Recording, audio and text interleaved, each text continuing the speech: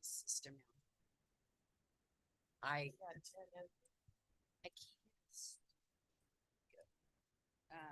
I have not heard anything.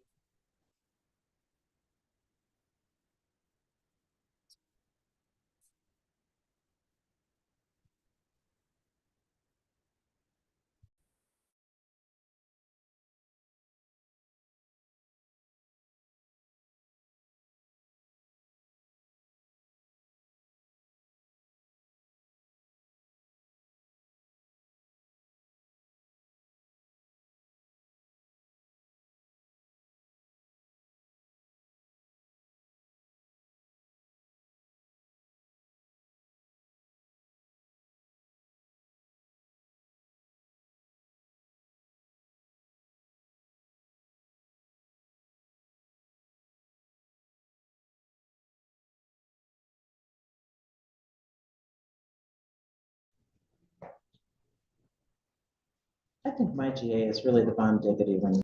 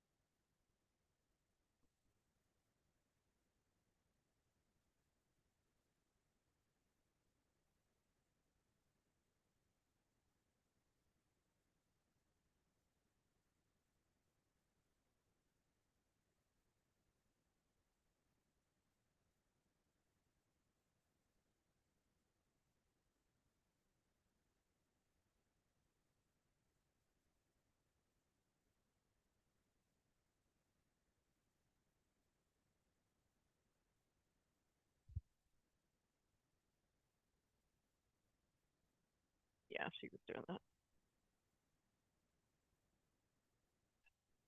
Oh, did you hear me? Okay, good. I've never used this microphone.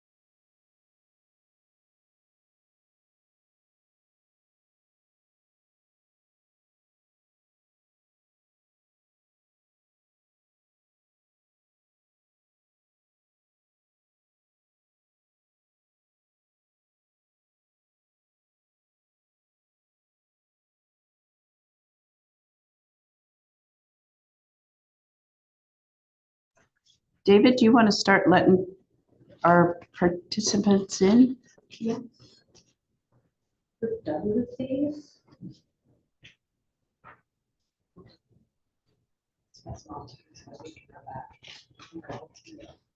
I'm not quite there yet. I need to look up a couple of people's names. Oh, if I know them, do you want me to let them in? No, I got them. Hang in there. Okay. Yeah, I got it.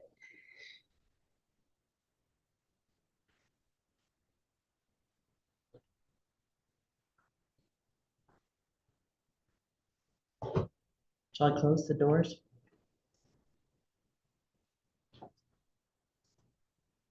Until we're sweating. Mm-hmm.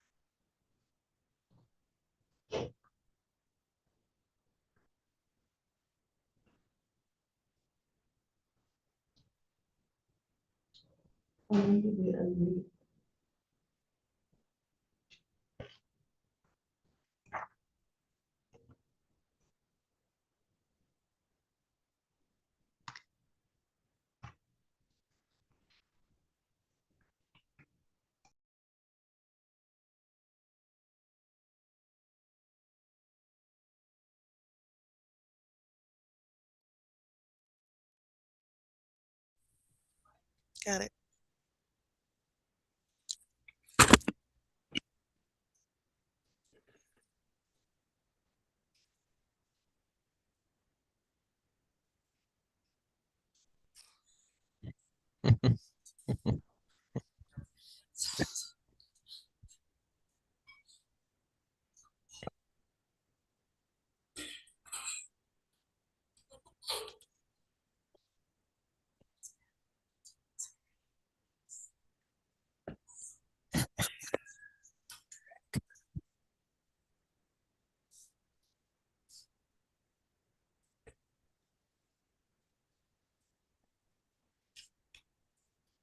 Ready?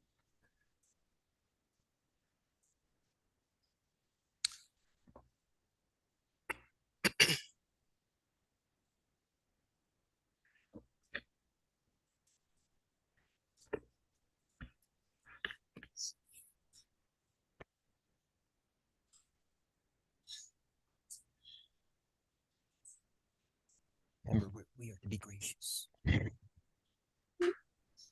There's a couple of stragglers still being admitted, but we're just about ready, moderators. Thank you. Thank you.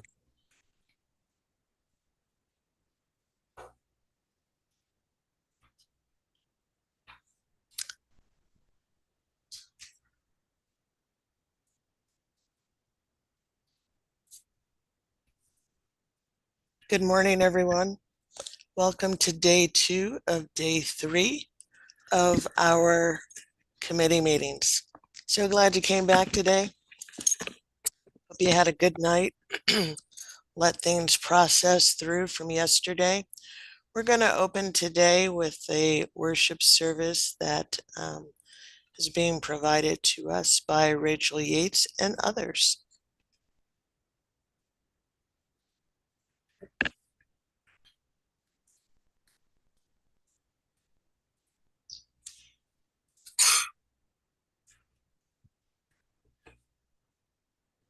I'm going to share my screen. I know, Lori, you're going to be one of the first folks Mhm. up, and looks Ready? like you are good. Let me share my screen.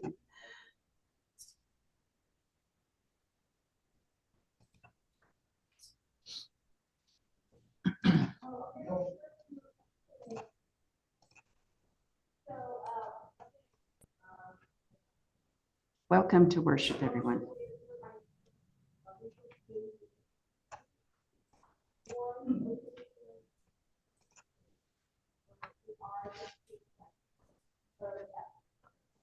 Shall we begin? You ready? Please. Okay. Friends, as we enter worship now, let us pause to be still, to breathe slowly, and to recenter our scattered senses upon the presence of God. So let us begin by joining our hearts and voices together in a Zoomy sort of way as we are called to worship with this responsive reading. With thanksgiving, we come into a time of worship.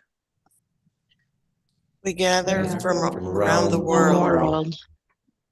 With thanksgiving, we come together as the church to seek God's will. We gather with with different understandings of who the church is. With thanksgiving, we come ready to see where God is already present in the world. We gather gather to join God in mission and ministry.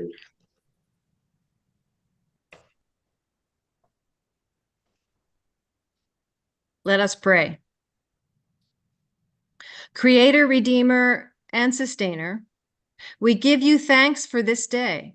Because of your love for your church, you invite us into your plans. As we consider the business of the GAEC committee today, help us to recognize you in this work. Give us vision to see your Spirit's leading. Soften our hearts to show compassion, the same compassion you showed your church at its formation. Ever embracing God, are you going to touch our souls this day? Please trace the outline of our work with your divine hand. Inspire us to action and to advocacy so that your will may be accomplished in all the world. In our work this day, may your church be a witness to your faithfulness and love through Christ Jesus. Amen. Amen.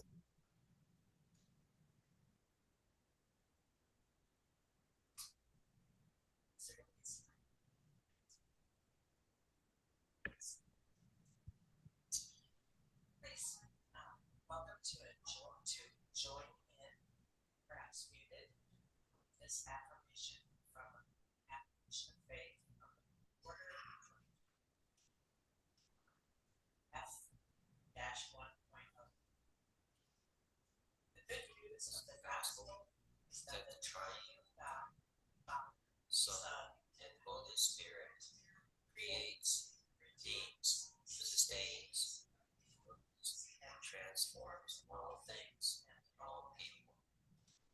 This one loving God, scriptures say, liberating the people of Israel from oppression and covenant error. By the Spirit, this one living God is incarnate, Jesus Christ, who came to live in the world, die for the world, and be raised again to new life. The gospel of Jesus Christ announces the nearness of God's kingdom, bringing good news to all who are impoverished, sight to all who are blind, freedom to all who are oppressed, and proclaiming the Lord's favor upon all. The mission of God in Christ Gives shape and substance to the life and word of the church. In Christ, the church participates in God's mission for the transformation of creation and humanity by proclaiming to all people the good news of God's love, offering to all people the grace of God at font and table, and calling all people to discipleship in Christ.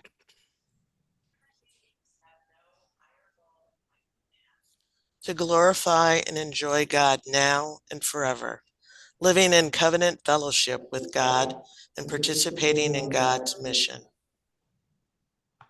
Christ gives to the church all the gifts necessary to be his body, and we strive to demonstrate these gifts as a community in the world. Let us now physically embody the church as we imagine together the roles of the church, also taken from the foundations of our Book of Order. So at this time, take your hands and fold them together. Remember that the church is to be a community of faith.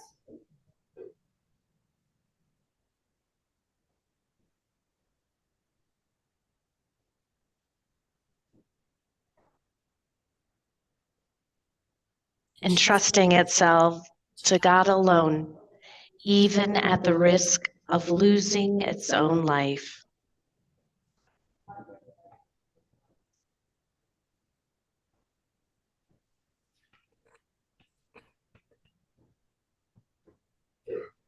Putting your hands outward toward one another. Remember, the church is to be a community of hope.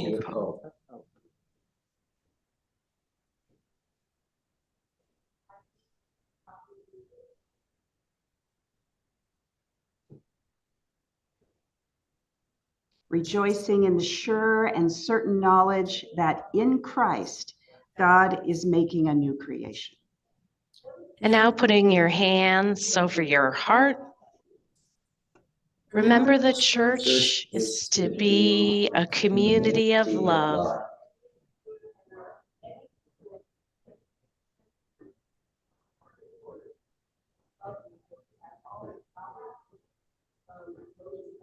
Where sin is forgiven, reconciliation is accomplished, and the dividing walls of hostility are torn down.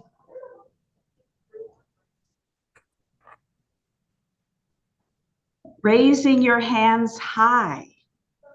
Remember, the church is to be a community of witness. Witness.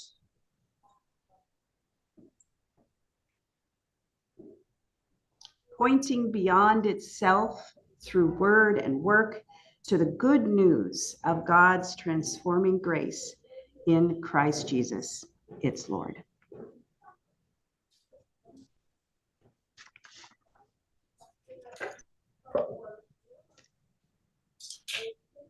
And Sherry, I don't know if you are unmuted, but if not, Sherry O'Bannon will provide our scripture reading today from Philippians chapter 2, verses 1 through 11. If then there is any comfort in Christ, any consolation from love, any partnership in the Spirit, any tender affection and sympathy, make my joy complete. Be of the same mind, having the same love, being in full accord and of one mind. Do nothing from selfish ambition or empty conceit, but in humility regard others as better than yourselves. Let each of you look not to your own interest, but to the interest of others. Let the same mind be in you that was in Christ Jesus, who, though he existed in the form of God, did not regard equality with God as something to be grasped, but emptied himself, taking the form of a slave, assuming human likeness, and being found in appearance as a human. He humbled himself and became obedient to the point of death, even death on a cross. Therefore, God exalted him even more highly and gave him the name that is above every other name, so that at the name given to Jesus, every knee should bend in heaven and on earth and under the earth, and every tongue should confess that Jesus Christ is Lord, to the glory of God the Father. Thanks be to God. This is the word of the Lord. Thanks be Thanks to be to God. God. Before us, as the GAEC, we have the ministry and mission of God, accomplished through the agencies, committees, and other entities of the Presbyterian Church USA. We celebrate their work because it reflects the church's effort to live into the calling, its special calling, as a community of faith, hope, love, and witness. In silent prayer, we encourage you to give thanks to God for the actions noted by our minute readers. And thanks especially to our minute readers who had to scramble as minutes came in at the last minute, in some cases 500 or 1,000 pages or more.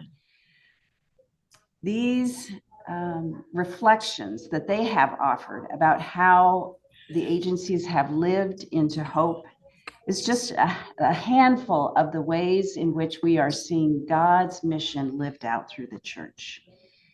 Will you join me in silent prayers of thanksgiving to God?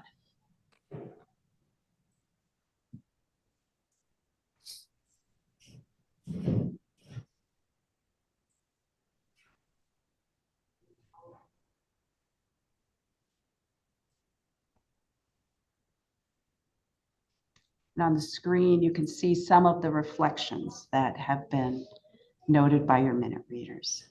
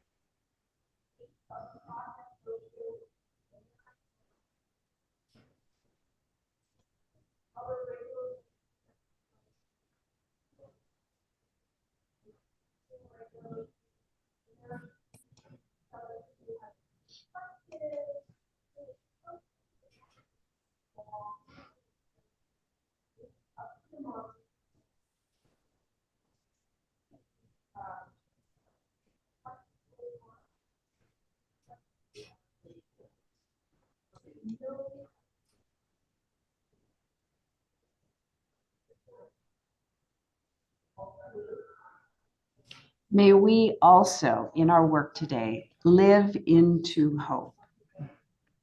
And I encourage you now, muted, to sing our hymn once again.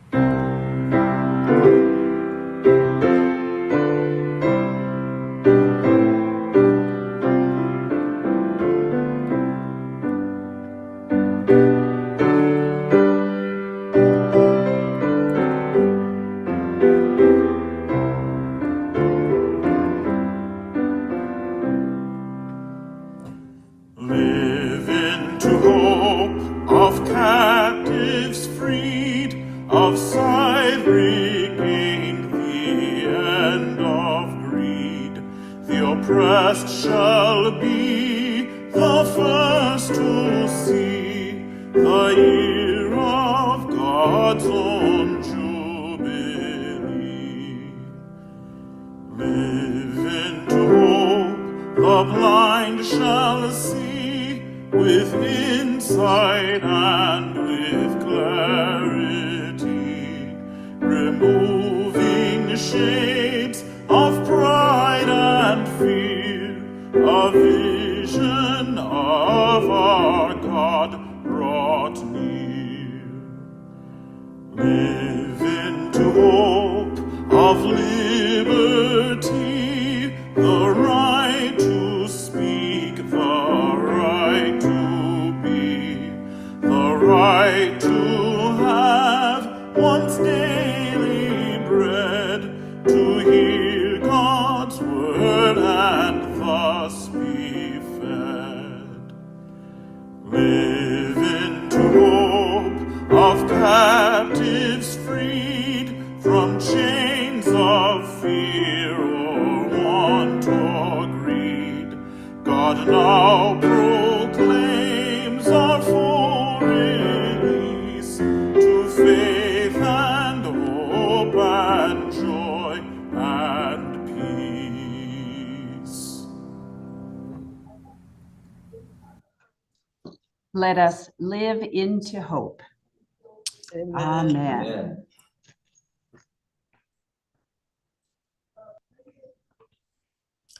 That was wonderful, Rachel. Thank you to you and to all of the participants. So we've got a full day planned. We had a full day planned yesterday too. So we'll see how things work out for us today. I just want to go over a few housekeeping items first. The first thing is that the technology is working fine. We've been assured of that by our technology team, and we need to have confidence in that. I don't know what that little repeat of the song was just a little while ago, but we're going to attribute that to human error. And so user error and not the technology is what caused that little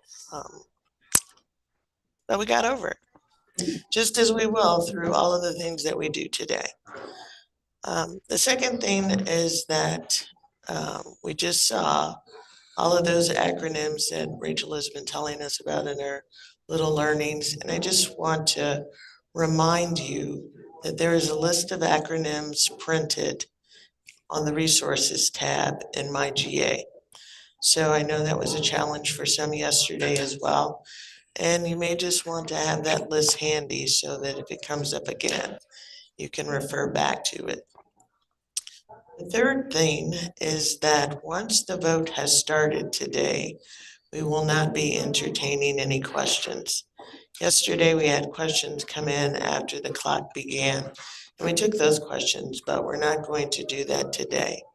So we will be cognizant of the fact that there may be a lag between the time the questions are submitted and we get them, and we're going to allow for a little time. But once the vote has begun, we will not be addressing any questions. And then if there are any volunteers that would like to lead us in prayer before we go to lunch and at the close of the day, please let us know so that we make sure that you are not muted and miss your opportunity. So our first item of business today comes to us from GAEC Info-1. This is the report of the Unification Commission. As I mentioned to you yesterday, we're going to be taking the information reports collectively, except for this one, because this is a really big one. And so we have a presentation coming to us from Christy Lagan Scott and Felipe Martinez. Please let them in.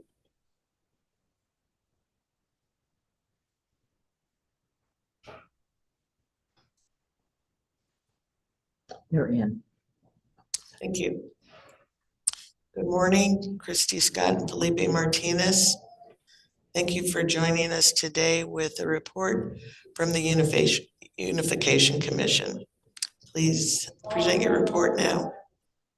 Good morning, Moderator Franchetta Turner and Vice Moderator Ralph Klingon and members of the committee. Thank you for the opportunity to present our report to you. Thank you for your faithful work. My name is Christy Scott Ligon, and together with Felipe Martinez, we are co-moderators of the Commission to Unify the Office of the General Assembly and the Presbyterian Mission Agency. You have in your docket item Info 01, Report of the Unification Commission. This represents the Commission's progress report to the Assembly halfway through the 4 years in the Commission's charter. We are not bringing any items for action at this Assembly. Our remarks will be relatively short so that we may have plenty of time for questions. The Commission is blessed by the leadership of its 12 members who represent a broad spectrum of the PCUSA constituencies at many levels, including members of the Committee of the General Assembly and the Presbyterian Mission Agency Board, the PCUSA A Corporation Board, the Moving Forward Implementation Special Committee, the Per Capita and Financial Sustainability Special Committee, commissioners and young adult advisory delegates of the 225th General Assembly, at-large members, and as ex officio members, the two co-moderators of the 225th General Assembly. We are also blessed by the great support and guidance of staff, resource people from PMA, A Corp, and OGA. Christy and I felt called to our leadership role in the Commission. We feel it's an important time in our denomination, and we see very encouraging synergy in laying out a new structure which will serve the church well for years to come. The process of unification is complex in the sense that there are a lot of moving pieces in the ministry of our national offices. But the notion of unification is also simple, in the sense that we are called to work together as parts of the body with Christ as the head. It has been inspiring to see the level of commitment and faith of every member of the PCUSA we've interacted with. We are beginning to see some first fruits of how God is using this process to help our denomination continue in ministry from a perspective of God's abundance and unity in the Spirit. Since reunion in 1983, the Presbyterian Church USA as a denomination has worked using a number of variations of national structures and agencies which have supported and led our church and ministry nationally and with partners across the globe. At the 225th General Assembly in 2022 in Louisville, when committees met in person and the assembly was on Zoom, the GA passed and adopted the report of the Special Committee on Per Capita-Based Funding and National Church Financial Sustainability, titled Align in Mission, Purpose, and the Use of Resources. In brief, the overture called for the formation of a commission to oversee and facilitate the unification of the Office of the General Assembly and the Presbyterian Church, the Presbyterian Mission Agency, into a single agency, revise the organization for mission to reflect this change, and work to align the entities, boards, and committees and constituent bodies of the General Assembly toward long-term faithfulness and financial sustainability of its mission within the PCUSA. Our mandate has opportunities and limits. The commission is in charge of establishing missional and ecclesial coordination, providing governance for the Presbyterian Mission Agency Board and the Committee on the General Assembly as deemed necessary, consulting with OGA, COGA, PMA, PMAB, leadership, agencies, committees, staff, entities, boards, mid-councils, shaping the new organizational structure of the unified agency, reviewing and aligning financial agreements, including per capita, restricted and unrestricted funds, to support the new organization for mission so that each area of mission has adequate funds to sustain its long-term mission.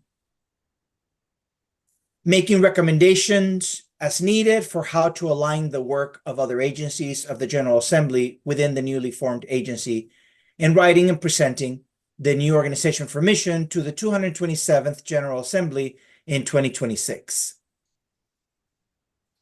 The commission has deep gratitude for its members, the staff of OGA, PMA, ASG, members of COGA, PMAB, A-Corp Board, for our mission partners in the U.S. and around the world, for all the devoted Presbyterians ministering in congregational and mid-council levels, in advocacy and special ministries, and in so many areas of the church. We in the commission feel that God has called us and used all these amazing, faithful people to bring us this far as a denomination. And now God is using this moment to deepen our commitment to God and one another through unification. To that end, our structural work seeks to be an instrument God will use and to continue God's ministry through us. Our process, the commission has been meeting as a full commission every 4 to 6 weeks since December of 2022, with a good balance of Zoom and in-person meetings. To lean into skills of our members and to increase our impact as a commission, we created work groups to continue our momentum in between meetings. Unification only works as all of us pull together in the same direction. So we are pleased to tell you that the commission feels very encouraged by the continuing work of OGA, the PMA staff, as they lean into unification. They are working incredibly hard and faithfully, both keeping their ministries going and being nimble as the unification process slowly takes shape. You've heard the image of, quote, building the plane as we fly it. Well, the staff are doing an amazing job at building this plane in midair. We have a few fruits to show how the staff are working towards unification. These are examples which signal how the staff understand perhaps better than any of us what it takes to make unification happen. And so they are taking steps in coordination with the commission. The first example is unification of communications through a jointly designed process, which has led to a new focused work. Under the Unified Communications Efforts are underway towards a unified IT infrastructure for the upcoming new agency and the exciting unveiling of a unified website in the very near future. A unifying budget is a second example, which is even more complex and foundational. The leadership of the OGA and PMA have been working in close communication with the Commission to reframe a new budget process, basically from scratch. This has been a huge effort by the staff, which has involved a commitment to unification, faithful imagination, persistent research, and a determination to meet the necessary GA deadlines, even if it has meant working weekends and basically doing their regular job and an additional budget job. Thanks to their thoughtful reframing, they set up a process for this first of its kind unified budget. And if that wasn't challenging enough, they had to do it in 4 to 6 weeks, what previously had 9 months leadway to accomplish.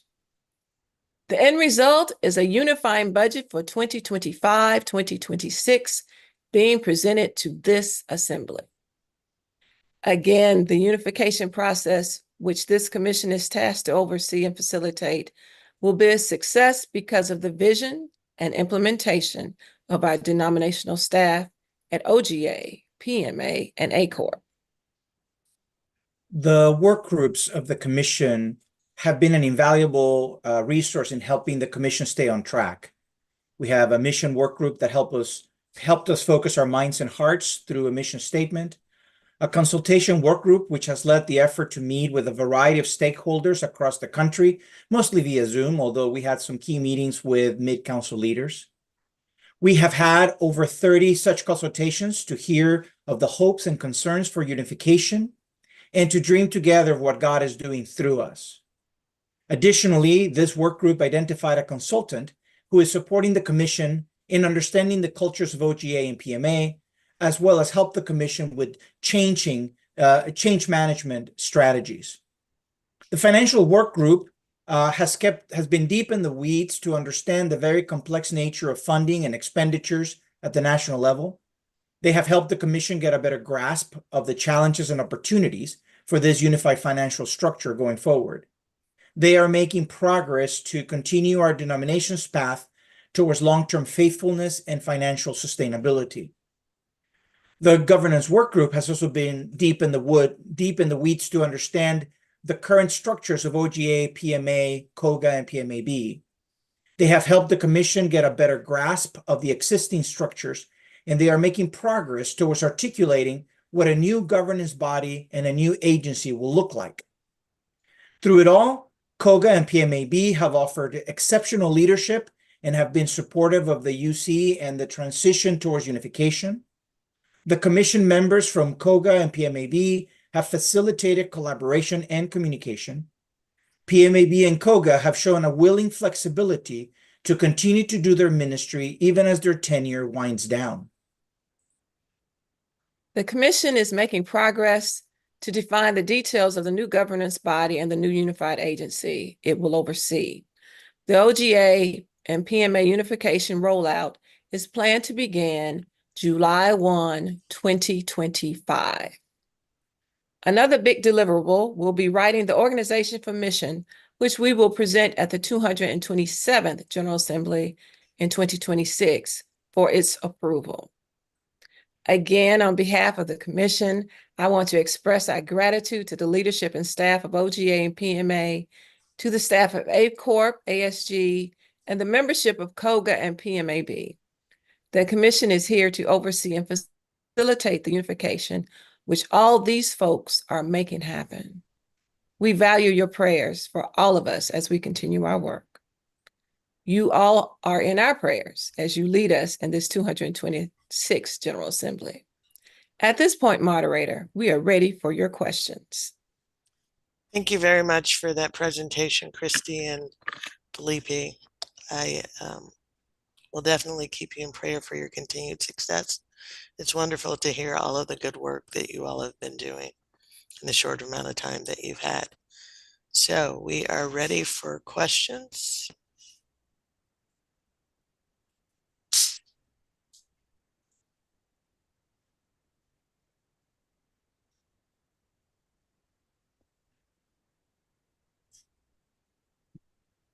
If there are any, just put them in the queue.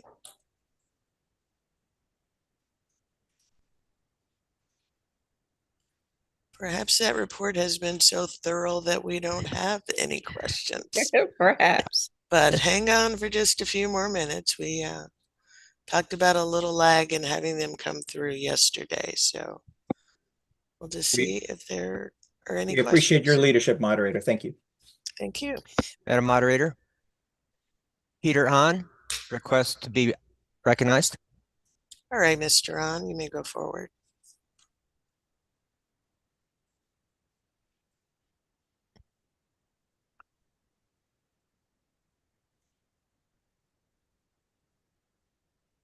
It's a lot to think about from such a short report. And thank you for all your hard work. I was just glancing at the Unicom's report back in January, and I'm looking at the nice visual attachment 1 Unicom roadmap, and it says we are here, but that was back in January. Are we still on track with this timeline? So with that, I guess my question is, are we already through reflecting, reviewing, revising, re-envisioning, rebuilding, and are we at the new website stage now? Thank you for that, Peter. I believe that we are very close to the unveiling of the new website. I know that the work is complex because they are bringing in together so many different web presences, and so I know that they're well on their way. So I trust you will all hear about it when it happens, and it will probably be very, very soon. And I imagine that would include some sort of a summary report of current progress and so forth, or would that launch after when most of the process is done, or would that launch as the process is undergoing? That's a good question. I don't have the specific details on that. Madam Moderator, Lori Davis, request to be recognized. Thank you, Lori Davis. You may go forward with your question. Yes, thank you so much for your wonderful work, Felipe and Christy. I just wondering if you could each share what about this huge project of unification you are most excited about or energizes you to move forward. What does this lift up for you that you're anticipating? I can go first, Christy, if that's all right. I am most excited about the fact that all the pieces are lining up, and the people in the various groups, staff and boards and committees are really working together towards to make this happen.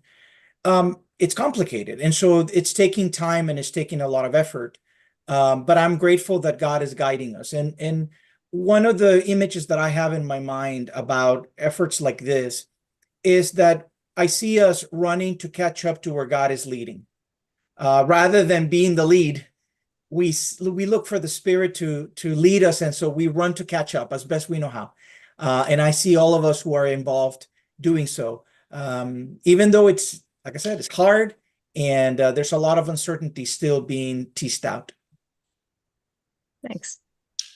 And I see excitement in the staff, as like when they were putting together, we told them, okay, we want you to work on this unifying budget and to do it in this short amount of time. And although this glaze of what went over their faces, they immediately jumped in and worked toward it. So that was good to see that the energy is there, the excitement is there, the want is there. Moderator, if I may return to the previous question to give Peter a more detailed answer. The comms unification has completed the bulk of the outline process, and the launch of the new website is planned for the fall. Thank you. Are there any more questions?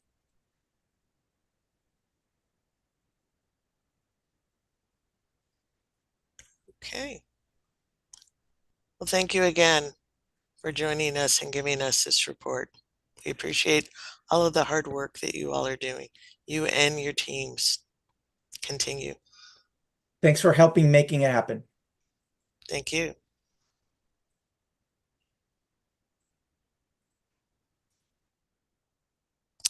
Okay. Our next item of business is GAEC 23, which is a recommendation from the General Assembly Committee on Representation. I understand that we have an overture advocate, Nicole Talkington, who will be joining us.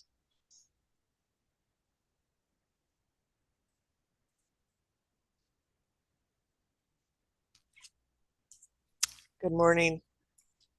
Good morning, buenos dias.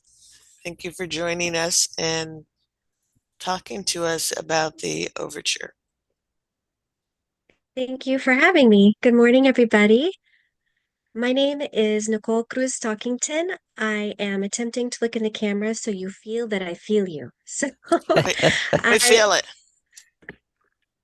I am coming to you from Austin, Texas as a member of the General Assembly Commission on Representation. And our committee is presenting this item of business for you. So I'm going to switch to my words quickly. So part of the history for this is that part of the standing rules for more than 10 years is that the General Assembly has had the GA dependent care policy for commissioners, General Assembly staff, and elected members, where because we no longer provide childcare during General Assembly, we provide a stipend for people who need assistance with childcare. Can I stop you just 1 minute? I'm sorry. We also have Jeremy Howard, who is a resource person. We're going to admit him to the room, but you will continue to speak. We'll call on him if we have any questions for him. I just want him to be able to hear the discussion as well. Perfecto. Thank you, Thank moderator. you. Thank you, gracias.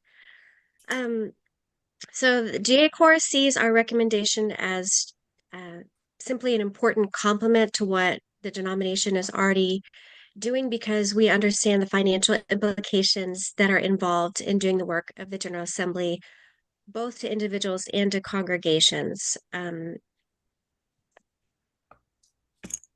So I'll just say briefly that our item of business intends to assist in increasing the diversity of who can be involved in General Assembly, which increases our economic diversity of the members. So instead of just reading from my Word document that I have, what I would say is, for myself and several of other members of GA Corps, I am a chaplain at a psychiatric hospital, and I've spent the last 20 years of my ministry doing chaplaincy. And for me to work in General Assembly personally, I do not receive, I have a father who lives at home with me for the last 6 years who has Parkinson's. And I have 2 children who are neuroatypical who do, it's school at home, it's virtual school. And I work full time, and so does my husband.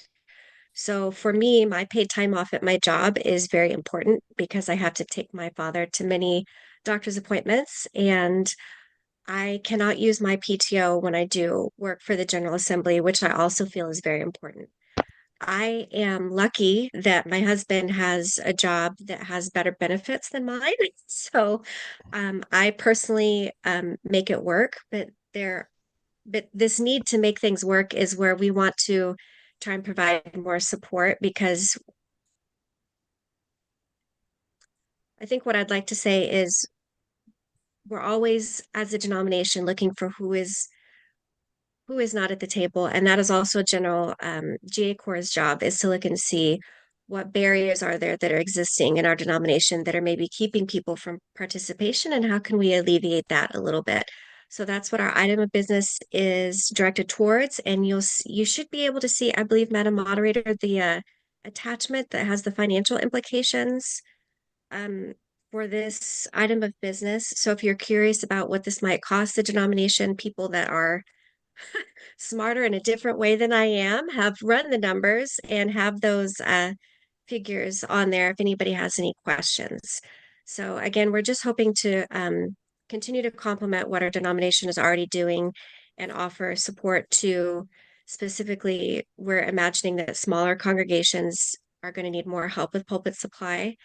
And people like me who are validated ministers or who are ruling elders, not working church jobs, who may need assistance with finances. And I will stop talking. Thank you. Gracias, moderator.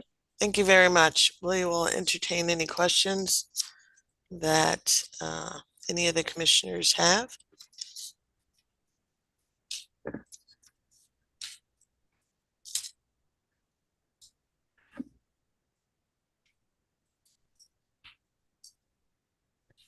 Madam Moderator, Gary Galloway requests to be recognized. Morning, Gary Galloway. You may go forward with your question. All right. Good morning. Yeah, thanks for that. I would just want to make sure I understand that the financial impact of providing this assistance is roughly $50,000 a year for the denomination. That seems fairly modest for what I would have imagined, but is that right? Am I reading that right? I guess is the question. So, Gary, I'll be very straightforward with you. I did not prepare that report. I prepared the report. I did read it with my non-financial brain. And in the report, it looked like, I don't know if you could see that information or not, that it looked like they are imagining that about 75 people, that it says they got to the figure they got to, calculating that 75 people would need 3 8-hour workdays of support at $15 an hour. And so that figure is in the 30,000s, and then they're imagining a certain number of congregations would need assistance with pulpit supply. I think we would need to hear from the person who put together that report. Madam Moderator, I don't know if that person is here to give us better insight. Because like Gary, that was something that was done after we turned our item of business in. So do you know the name that's of that fine. I person? just wanted to make sure that I was understanding that right, and I think I am. So, all right, thank you. No, that's an excellent question, Gary, and I'm sorry I can't answer it better. Madam Moderator, it says on the report that Valerie Izumi is the resource person for that particular portion of it, and that Christopher Lega, Lega, is the person who prepared the report. So the specific numbers. We had some resource persons identified, and neither one of those were on the list, but we can check to see if they're available. Gary, if you would like for us to pull in some additional resources. No, from my standpoint, the detail you've provided back is fine. So thank you. Okay. Madam Moderator, Peter Ahn requests to be recognized. Okay, Peter Ahn, you're welcome to ask your question. Thank you for bringing this to our attention. I myself I've done a lot of bivocational ministry, and particularly this could be an opportunity for small congregations participation. I am curious whether this could be directed to Nicole or anybody who might be aware. In current GA representation, we have a lot of small congregations being represented, whether it be not just small congregation, but also congregations where pastors are bivocational or different kind of call, supply, that sort of a thing. Or those are some of the things that I'm curious about, because I think that could direct our conversations at a national level. I'm so sorry. Would you mind stating your question one more time? I apologize. Could you speak to whether in our national conversation, people from small congregations and and potentially bivocational ministry. I'm looking at teaching elder side of things, but also elders from small congregations are being represented. I imagine economic conditions, maybe it's not all small congregations, but do we have the diversity now, or are we observing that there is not enough? Okay. I think so, Peter, if you'll please correct me if I'm misunderstanding. So I do not have exact figures for you. I could attempt to find out where I could get those. The desire for this is absolutely to help smaller congregations who cannot afford pulpit supply. We have a member on GA Corps who is from a small rural congregation, and when we meet, usually our meetings are twice a year. He has to make sure he's back by Sunday because he doesn't have anybody to cover for him. And it just the cost as prices in the United States for many things continue to go up.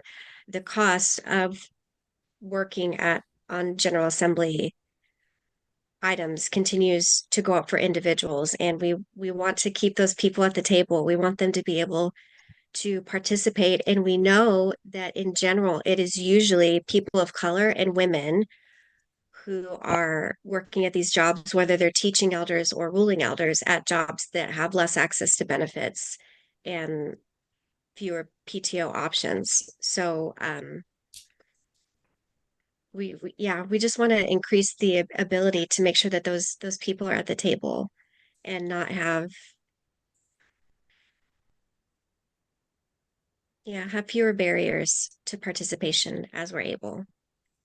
Madam Moderator, Francis Medina requests to be recognized. Okay, Francis Medina, you may go forward with your question. Yes, I just wanted to thank Nicole for the clarification. I was completely lost when I was reading the information contained on that item. And I agree with whatever you said. I mean, childcare is an issue for some persons that cannot afford to pay, aging parents and all that. I am curious about the previous word Brother Galloway asked about the $50,000. Is that only for a particular synod or all across the United States?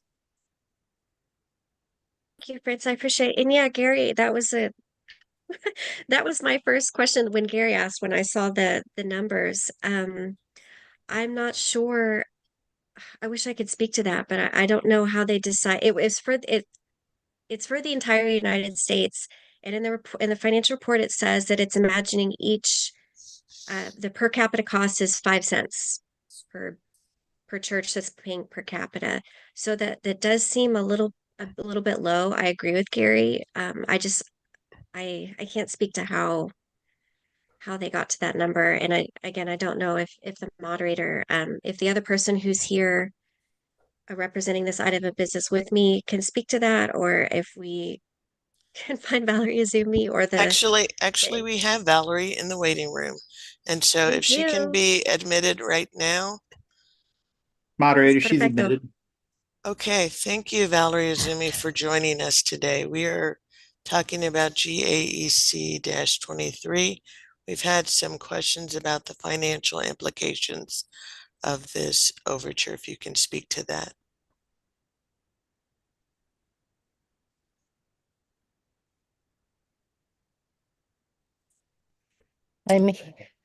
I'm here, moderator. Thank you so much. Absolutely. And can you just identify yourself, please?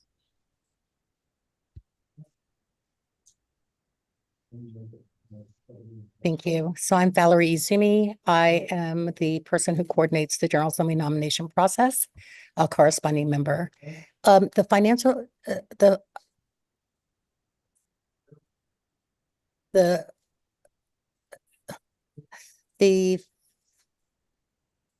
I'm getting feedback, so I'm getting confused about what you've heard me say and what you've not heard me say. So I'm Valerie Izumi.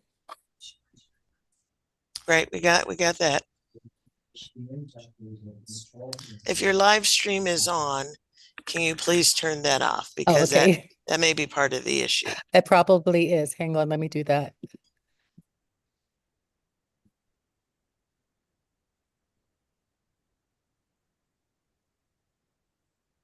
Okay. Okay, so that should be better then. Thank you. Thank you. The financial implications that you have prepared in your financial implication sheet are the ones that I put together based on the total membership of all of the committees and anticipating how many of those members would not be funded by a large church and would need some financial assistance. So you have those numbers before you. I heard that you were asking about the number of smaller churches from which the nominating committee receives applications. I don't have the exact numbers. I can determine that for you, however, and give that to you later in the day.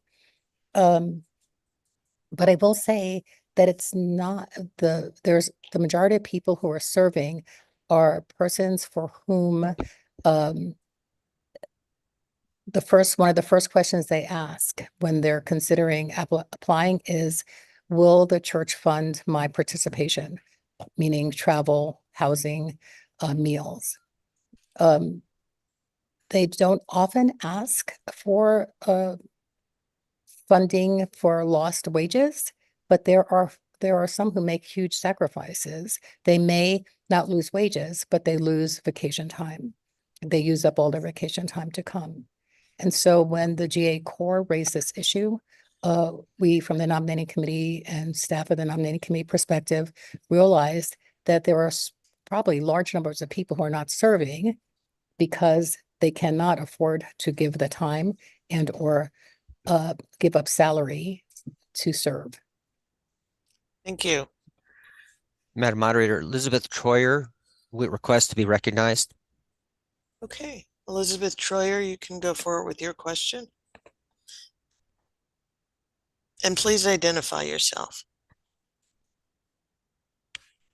Hi, I'm Elizabeth Troyer, teaching elder commissioner. My question is how you arrived at the $15 an hour number.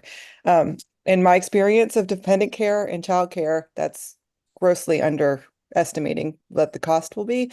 Is the intent for it to cover the entire cost of someone's attendance or to supplement or be a subsidy towards the cost? I know in our area, it easily is $20 to $25 an hour. So I'm just wondering if you did a national, like, is this a national average? How did you come about estimating it? Because I'm concerned that that is underestimating the actual cost. Well, keep in mind that we do have a child independent care policy that will reimburse for those costs. So using Liz Theo Harris is always advocating for $15 an hour wage pay. And so using that as our rubric seemed wise. Madam Moderator, Jennifer Evans requests to be recognized. Okay, Jennifer Evans, you may go forward with your question and please identify yourself. I'm Jen Evans, teaching elder commissioner. Valerie, my understanding from yesterday, and knowing this already, is the Presbyterian Church has a ton of small churches, and it seems to be more and more women pastors, teaching elders, and people of color, which is great. I am also concerned that that number is a little low. And wondering if you could speak to how you came about the 75 number of people that we heard Nicole speak about. Is that based on history of some sort, or is that, thank you. Moderator, that was really a guesstimate because we don't actually have accurate numbers. I'm trying to think how many years I've been serving in this role. In the 27 years that I've been serving in this particular role, there has only once been a request for reimbursement of lost wages. So I was really guessing how many people in the current system might ask for a wage reimbursement if they were if this was to be offered. And then also trying to forecast forward. The other thing is, I think the GA Committee on Representation also wanted presbyteries to think about how they might also supplement, so that this is not just an issue that's being dealt with at the national level, but that presbyteries also support their members of the presbytery and members, ruling elders, deacons, and church members in congregations, in their local congregations.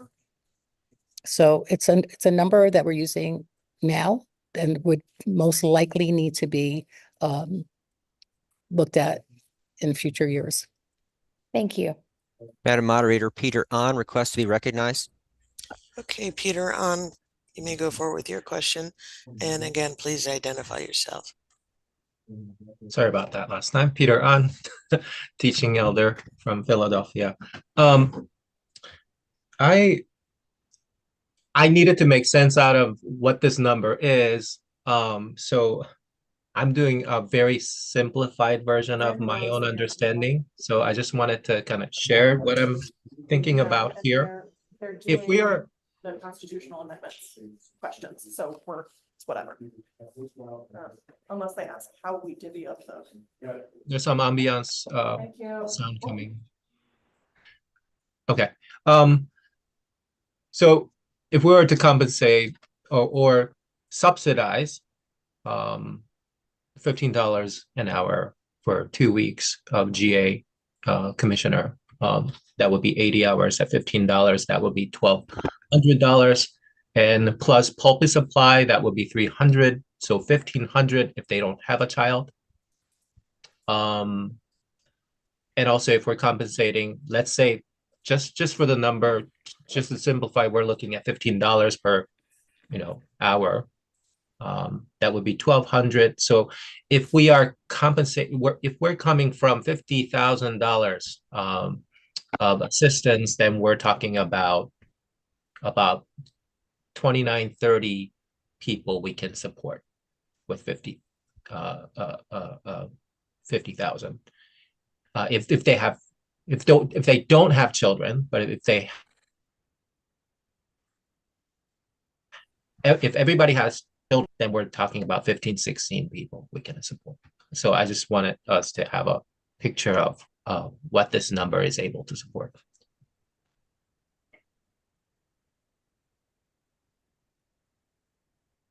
Valerie, did you want to speak to that? I just need you to unmute. Moderator, Teaching Elder Commissioner On is referring to commissioners to the General Assembly. And this action really is referring to people who are serving on the national committees of the General Assembly. So we're talking really about 28 to 30 committees, depending on the year. So yeah, the numbers that you're mentioning are much larger, of course, because commissioners are a much larger number and the General Assembly is a much longer, but most committees meet for 2 to 3 days. And so the cost would not be at all comparable to what you're referring to, Reverend On. Madam Moderator, Lori Davis requests to be recognized. Okay, Lori Davis, you may go forward with your question and please identify yourself. Thank you. I'm Lori Davis, teaching elder commissioner from the Winnebago Presbytery, and I'm very much in support of this motion. I guess we're not quite there yet, but anyway, I have a question and a suggestion. The question is about how would people needing these funds know about and access them? Would it be through the presbytery, or would they have to go? I'm concerned that it would be sort of a complicated process that might get in the way of access to the funds. So just what kind of, if you've thought about that, that's one. And then the second is, since it is such a guesstimate, could the motion suggest that the number be readjusted the second year? So, moderator, with regard to the last part of that, I would refer to Ian Hall to talk about like that kind of action. With regard to the first, if this were to pass, then we would then determine in the Office of the General Assembly what's the best process to be used to communicate that. Most likely, there would be more than one process. So it would be part of the nomination application process to let folk know that this is a possibility, in the same way that we let people know about the child care and dependent policies. And then with regard to methodology for distribution of funds, we've talked about the opportunity for the various agencies to get together to think that through. So we do have a kind of collaborative mindset about how we would do that and move forward from there. I do agree that the numbers should be looked at again. I don't know that I should be the one commenting on the time period that it should be readjusted. Thanks. Madam Moderator, Rex Daly request to be recognized. Okay, Rex Daly, you can go forward with your question and please identify yourself. Rex Daly, ruling elder, Indian Nations Presbytery. My question, it's kind of been answered in a way, is I can see this number going higher, and my question is, would it be come back to a committee, or is this a flexible number? Again, moderator, I think that when we're talking about finances in that way, that Ian Hall should be the one to respond to that. When we developed the financial, or when I developed the financial implications for this item, I was speaking specifically to this item at this time. But to talk about future numbers, I think that we should then talk with Ian Hall. All right, we'll try to reach out to that person and make them available through our resource manager. Madam Moderator, James Luckett request to be recognized. James Luckett, you can go forward with your question and please identify yourself. Yes, James Luckett, ruling elder commissioner, Presbytery of the James. I understand the difficulty in making these estimates, but I'm wondering, do we agree on an amount and then go use that until it's expended? Or are we providing a certain entitlement or criteria and then do that and then have to provide additional funds? I'm wondering what is fixed and what is the flexible variable here? Because I'm just concerned about, if we provide a criteria that justifies it and then have much more greater demand than we think, and how does that fit in the overall budget picture? Thank you.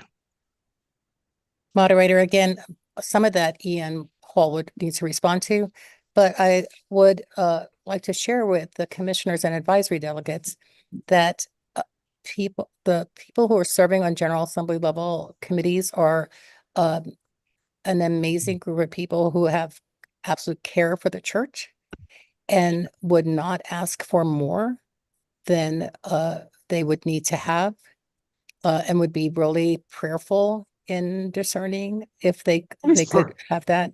And in the same way that people who use the child independent care policy often find ways to have others care for their dependent or children, I'm assuming that people would think very carefully about the use of per capita dollars in this way.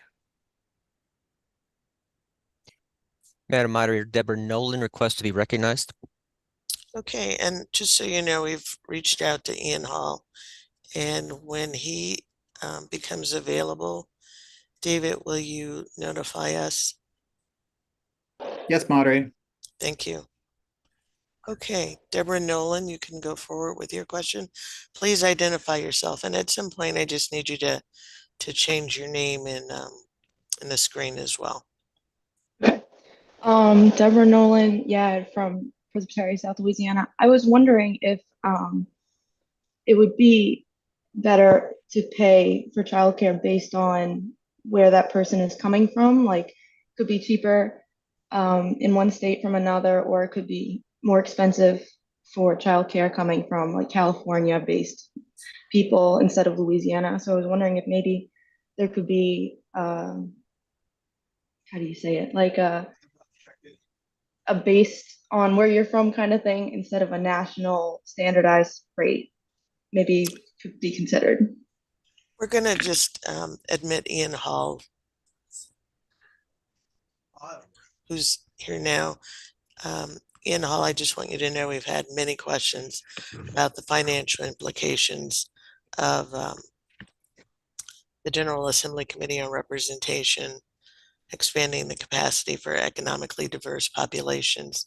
And so Valerie has graciously answered all of the questions that she has been able to, but suggested that we bring you in as an additional resource person for some of the financial questions. Last question from Deborah Nolan, because there seems to be some concern about whether the financial implications that have been put forth are actually enough to cover all of the need. And most recently, Deborah Nolan asked a question about child support, wondering if it could be dependent on the location of the person coming in so that it's not a set amount. Okay, well, good morning. My name is Ian Hall, and I'm happy to try and answer the question.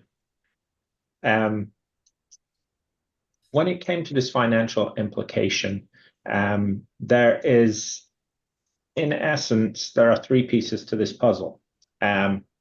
Number of days served, number of hours served, and then an allowance, or as some have called an hourly rate. That rate can obviously be varied based on the will of this team.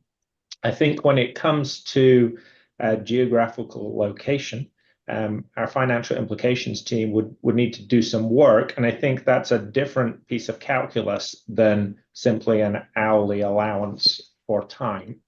But we are here to serve. So if there are scenarios you would like us to run down, we are more than happy to do that.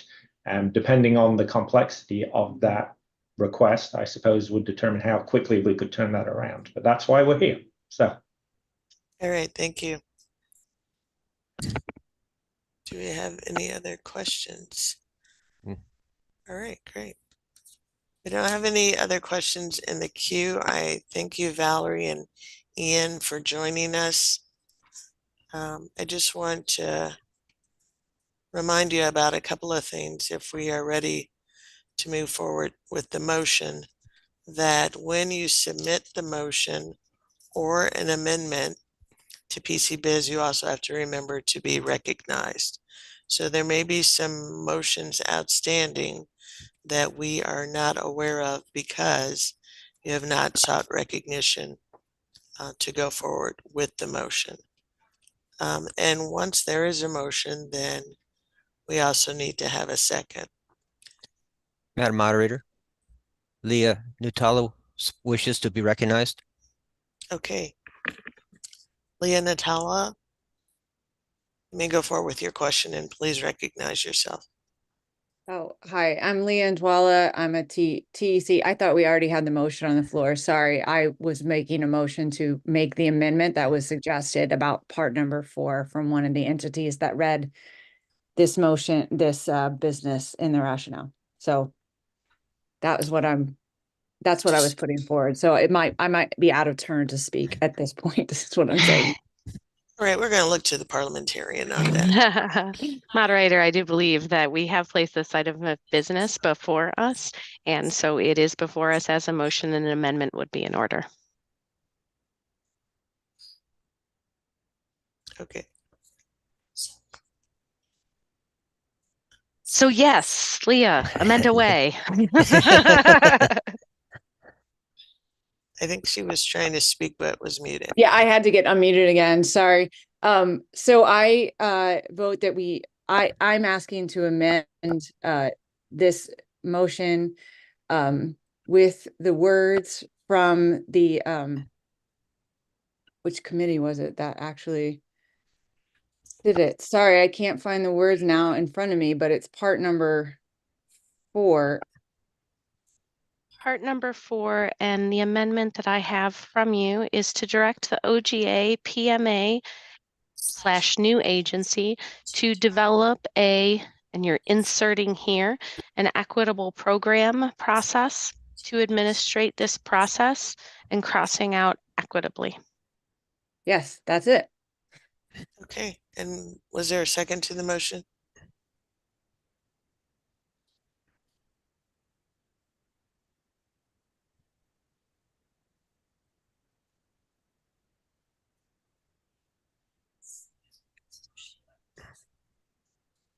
Okay, just in case we don't see that second, if people have done that, if they can just raise their hand to let us know, and then we'll, we have a second. Okay, great. So, all right, would you like to speak to the amendment? I mean, I think it's come up in what we've said as well, that in order to ensure that this is equitable, we need to properly name the people who are going to be in charge.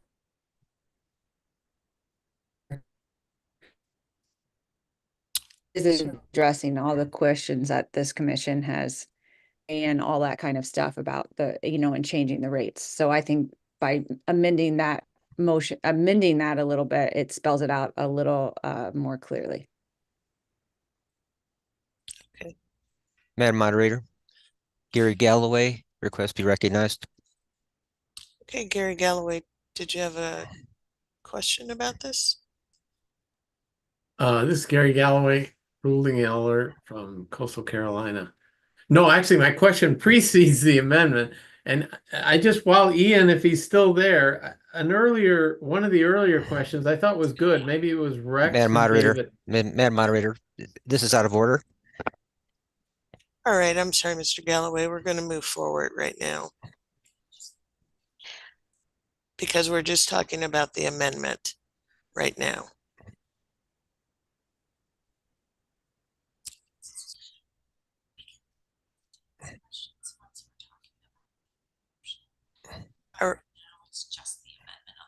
All right, we can come back to your question, but right now we're just talking about the amendment on the floor. Are there any questions specific to the amendment?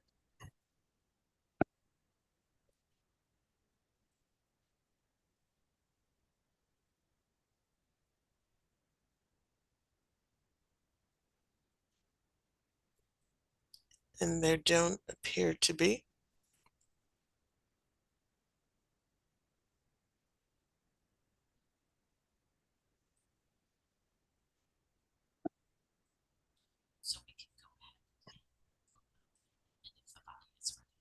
Okay.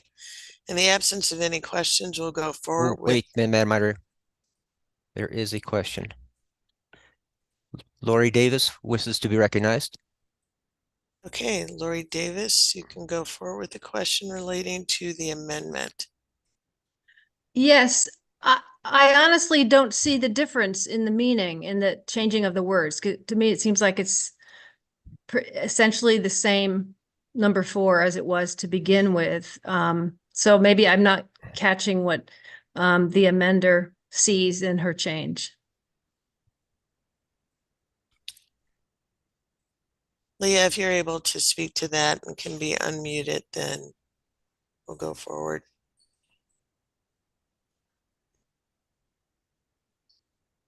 So sometimes what it is, I should say that when another committee has done this work of making a recommendation to amend, that yes, sometimes it does feel just like semantics of things, but I actually just feel like it's good practice to collaborate with those amendments. If I agree with the changes for us, it's really a grammatical issue, but I guess I'd rather fix it here than on the floor of the when we're all together approving these.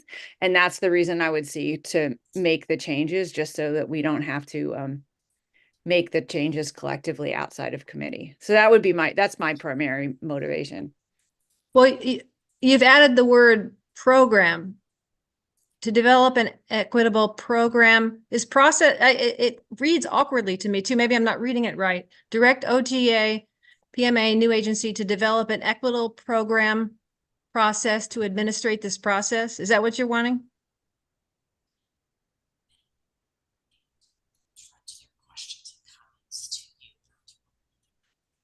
Okay.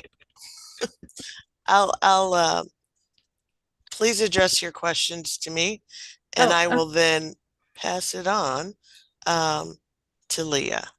So Leah, if you understood what Yes, Lori it would was be asking. removing the first process from that equitable program. Yes, I didn't catch that error when I made the recommendation. Okay. Okay, and actually I think we have a resource person available who may be able to address the issue posed, and that is Jerome Howard.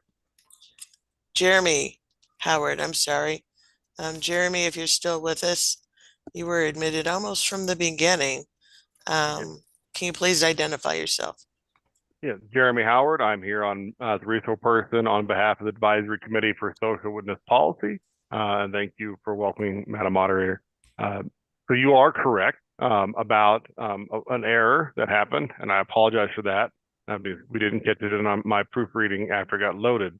That an equitable program was originally intended to replace that first process there.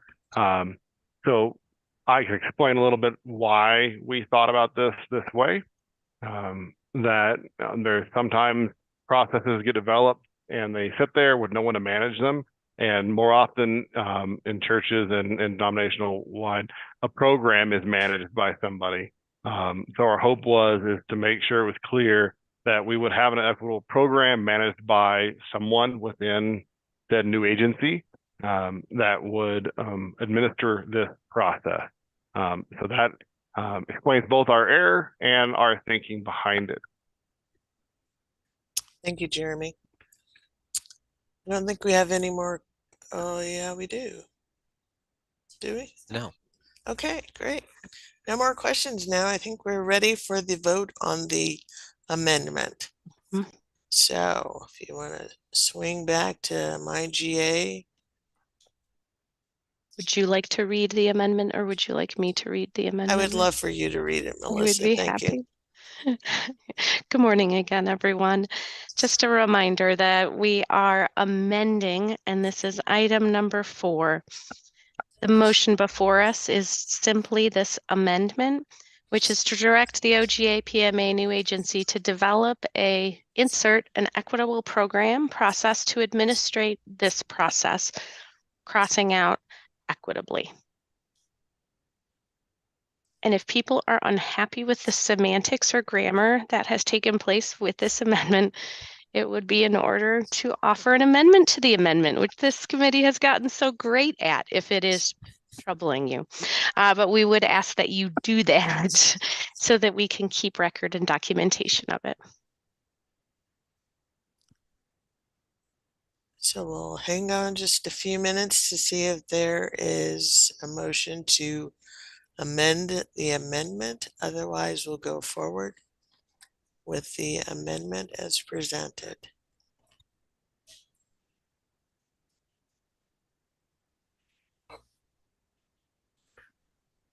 Madam Moderator, Leah Nutello requests to be recognized. Okay, Leah Nutello, you can go forward. It's Leah Ndwala. That is the most common mispronunciation of my last name, though. I'm sorry. Sorry. It's all right. We're just meeting. So I move to amend that the first process be struck out as well, so that verbally. Okay. I can submit it, and sorry. I understand this is hard on Zoom.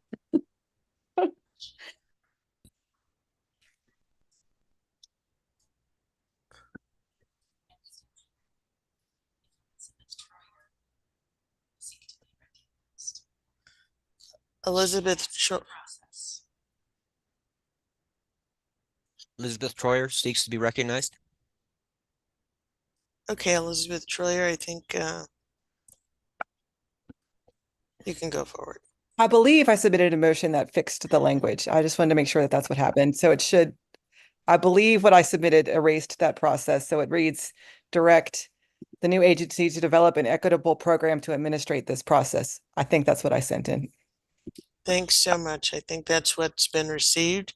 Yes, so we have an amendment to the amendment, which now reads, Madam Moderator, to direct the OGA PMA new agency to develop an equitable program to administrate this process. If we could get a hand raise or a button push for a second, then we will have this amendment to the amendment for the body. We have a second. That has been received. Thank you. Okay, so we can go forward So with now the it would, vote on the well, amendment to the amendment.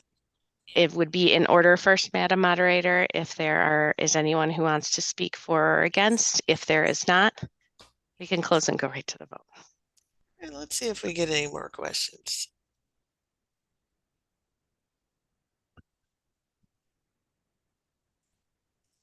I think we're ready for the vote.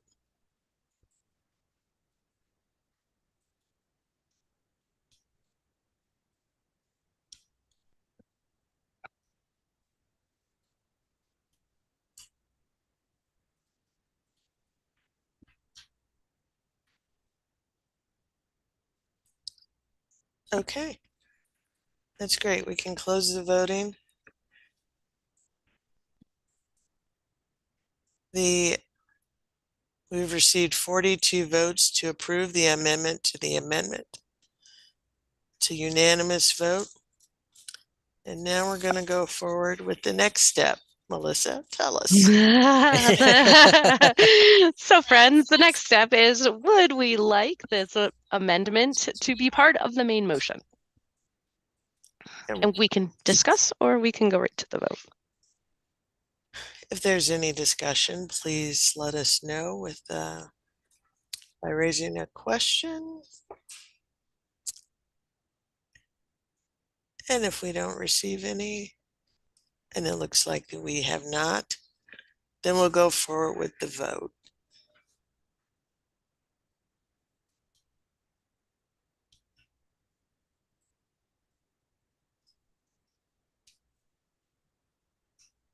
And so the vote is now ready to approve the amendment. You may vote now.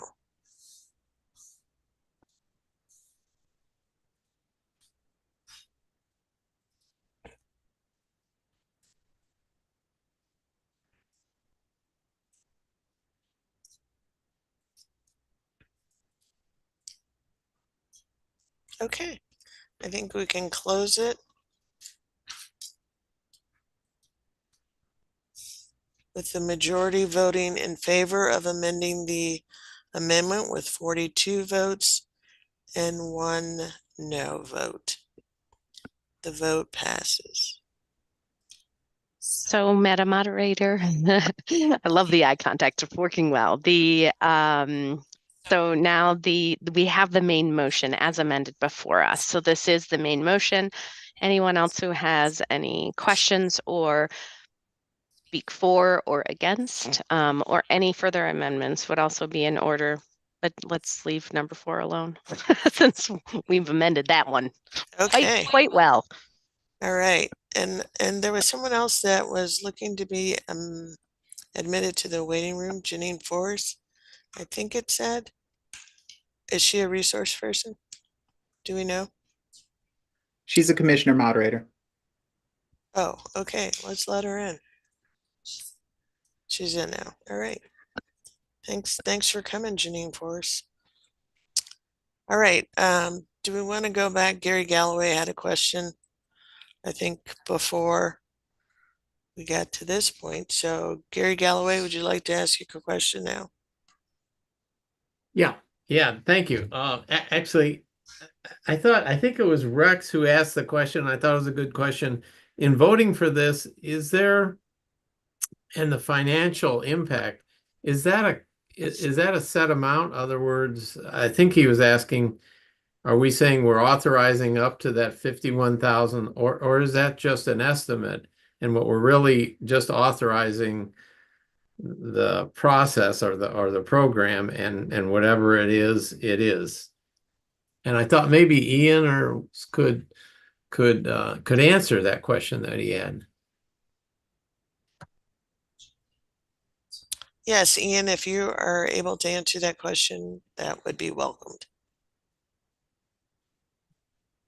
Thank you, moderator. Ian Hall, corresponding member, A Corp.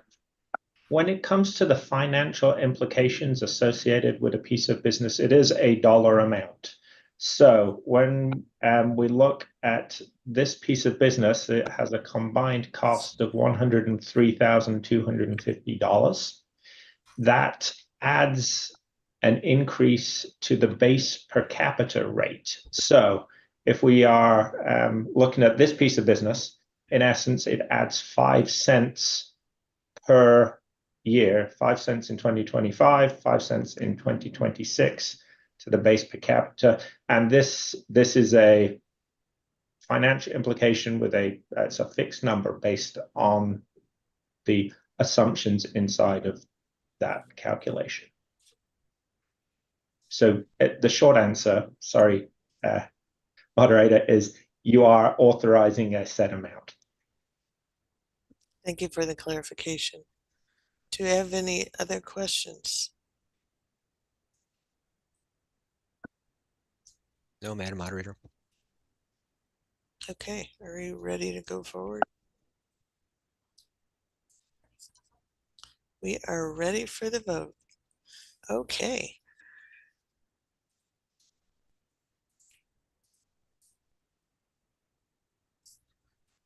And we are voting to approve GAEC-23 to expand the economic diversity in the work of the church as amended. Got it. So good. I'm gonna have this by the end of tomorrow.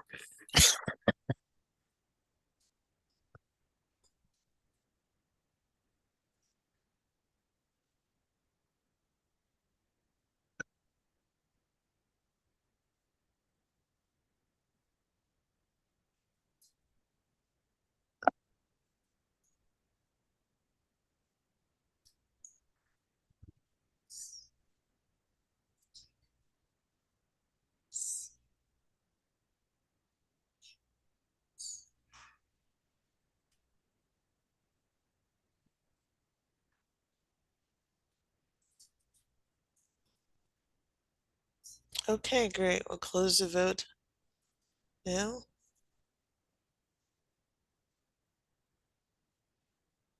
All right, the vote is N, with the majority in favor of the approval of GAEC 23, 43 votes for yes, 1 vote for no. The vote carries.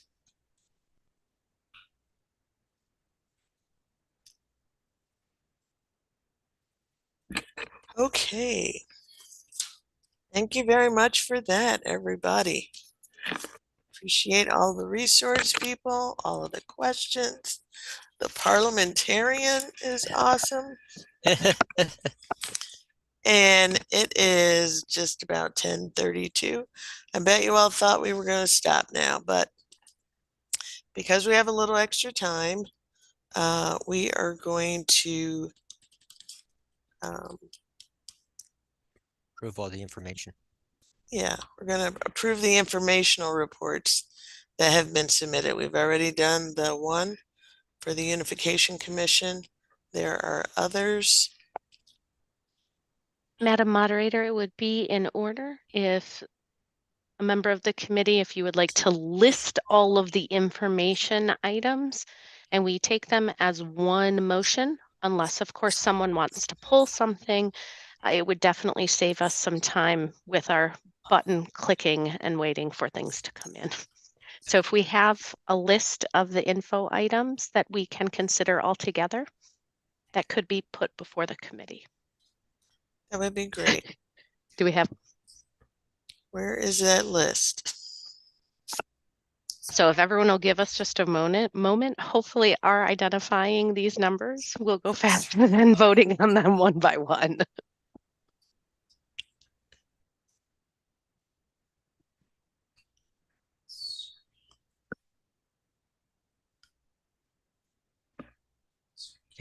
And Sherry is going to speak to him.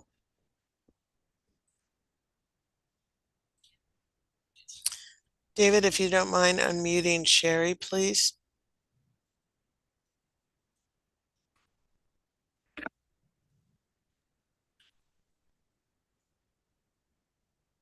All, can you all hear me?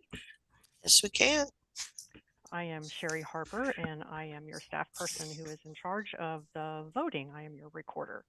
So the info items that you have before you are info item 01, Report of the Unification Commission, 04, PCUSA A Corp Report to the General Assembly 2024, 05, Report of the Office of the General Assembly,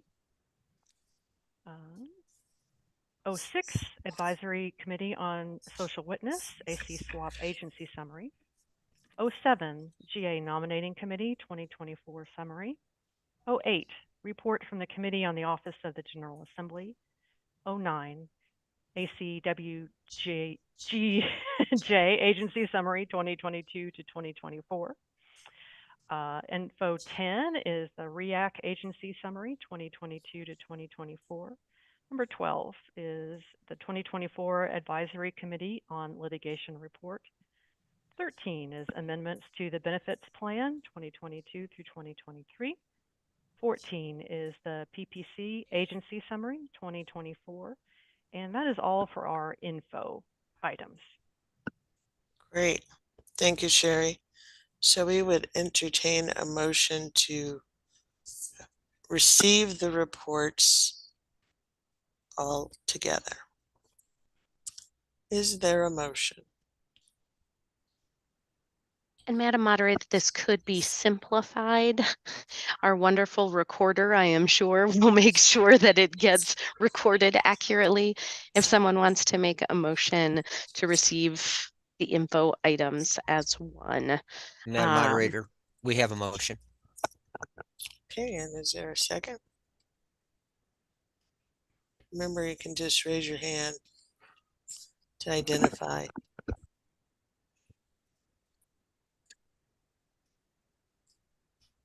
Motion from Leah Twala. I'll get it right eventually. Would you like to recognize her? Yes. Yes, hi, I'm Leah Njwala from TEC from the Presbytery of Geneva.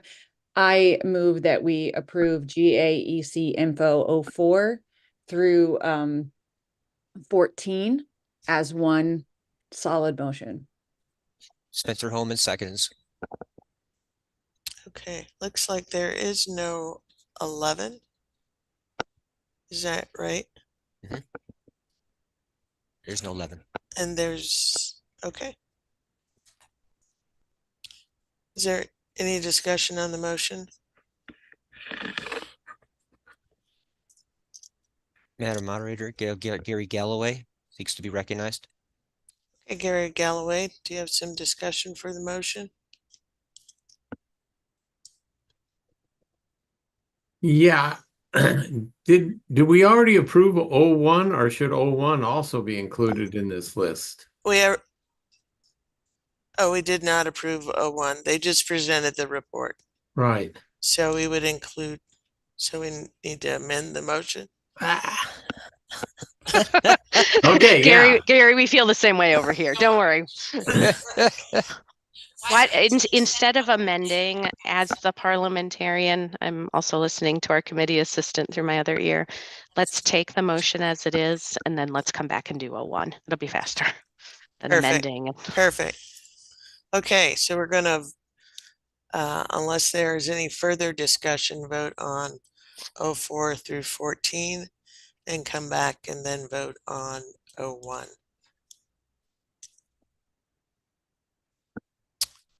If no one has any further discussion, we'll go forward with the vote.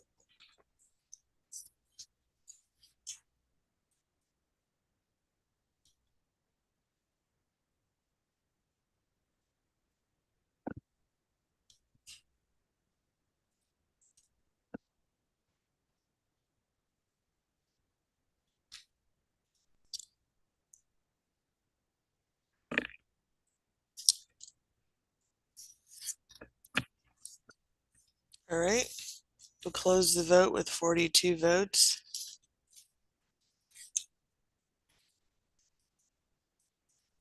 The vote is unanimous with 43 votes in favor of receiving all of the information items. Thank you. Now we'll do number 1. Madam Moderator, Leah Chwala from Geneva Presbytery has a motion. Okay, Leah. And has there been a second to the motion?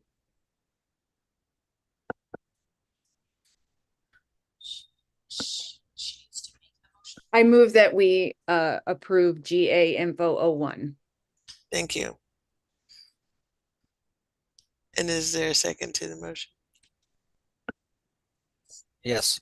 All right, we have, the motion has properly been moved and seconded. Is there any discussion on the motion?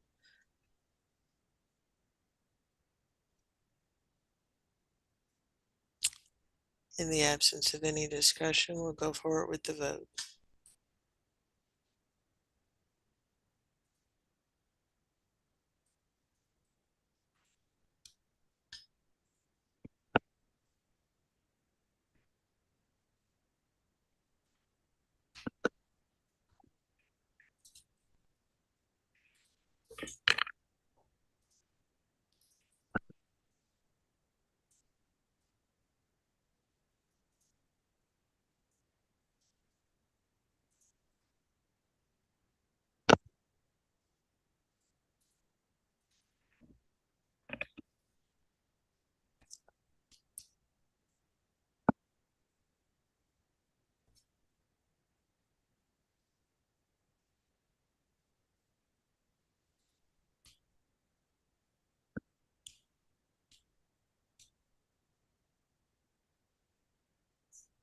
Okay, we'll close the vote at 41 received. And this is another unanimous vote to receive GAEC Info-01. Thank you so much. All right, so now we can probably take a break. But before we leave, did anyone volunteer to? Oh, we're just taking a break. Okay, so maybe we've got a little extra time. Instead of 15 minutes, let's take 20 or 19 and come back at 11 o'clock. Thank you, everyone.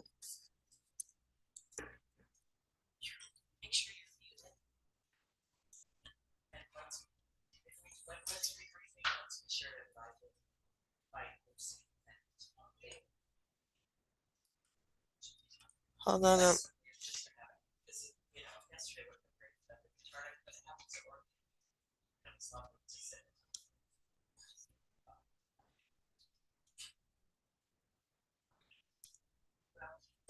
terms of schedule,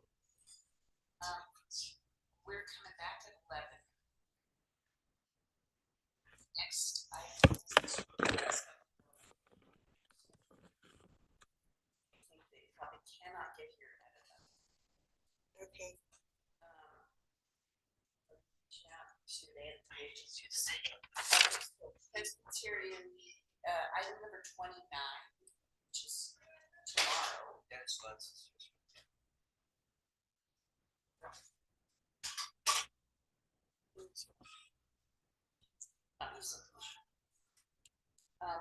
so the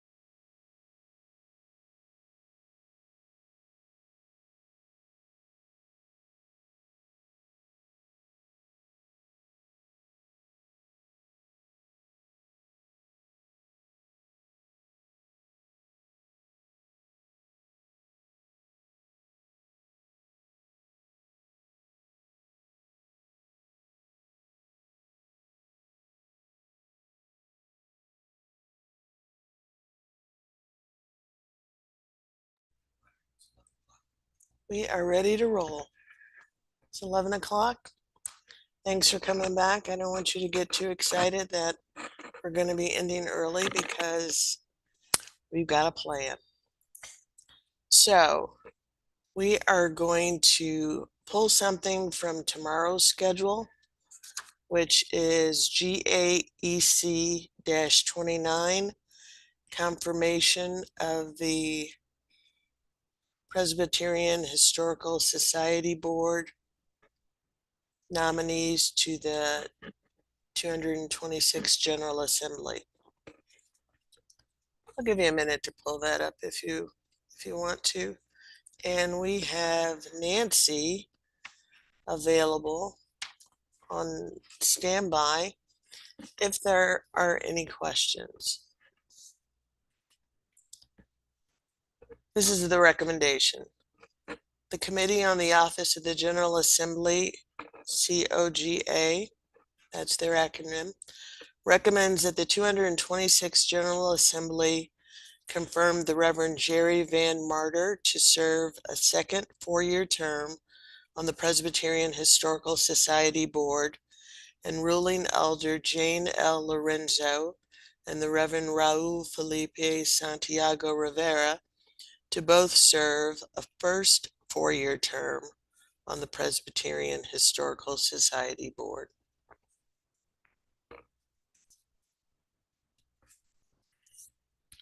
Are there any questions about that recommendation?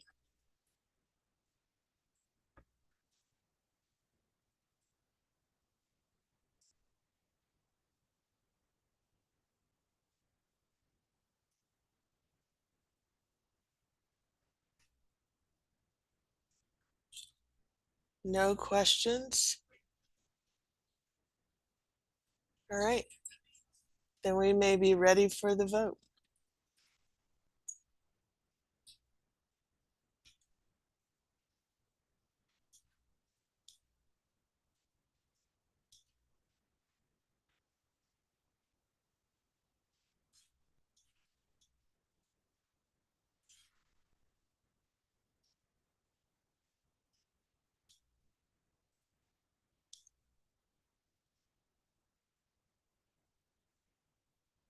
This is the vote to approve the GAEC 29 confirmation of the Presbyterian Historical Society Board nominees.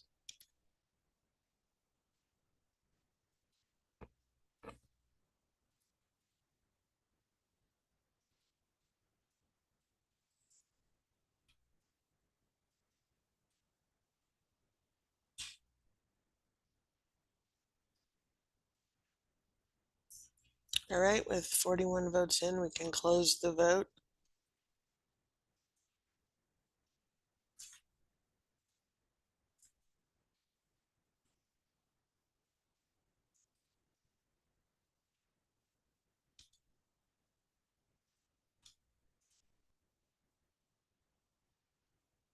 I'm sorry, I think I'm on the wrong.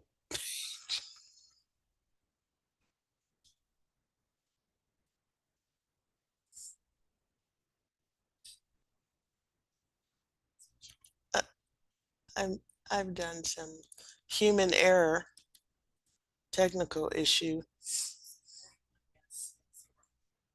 All right, I've been informed that the vote is unanimous with 41 in favor of the motion. Motion passes. I got it now. I'm on the right page. We are good. Thank you very much.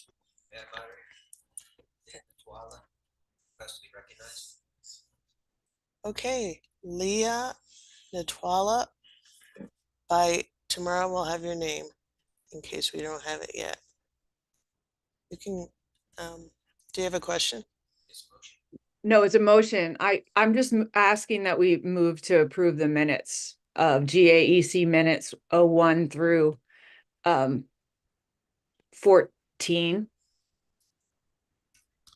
You must have been listening while we were talking, Leah. All right, but we're not going to get to that yet. Okay.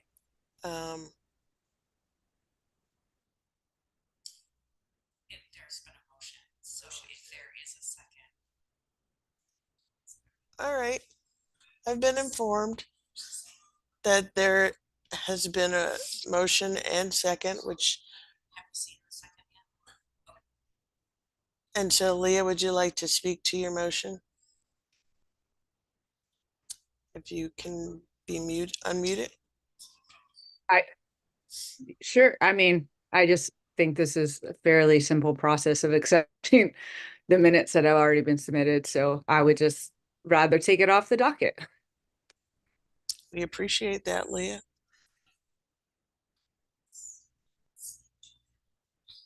Okay, we're going to have Rachel put up the comments and speak to the minutes now.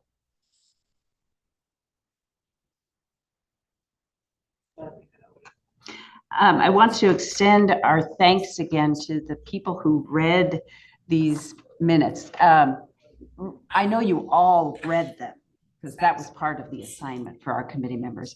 But for the people who took the time to actually read them for specific polity issues and to fill out a form indicating whether there were exceptions to be taken to the minutes or not.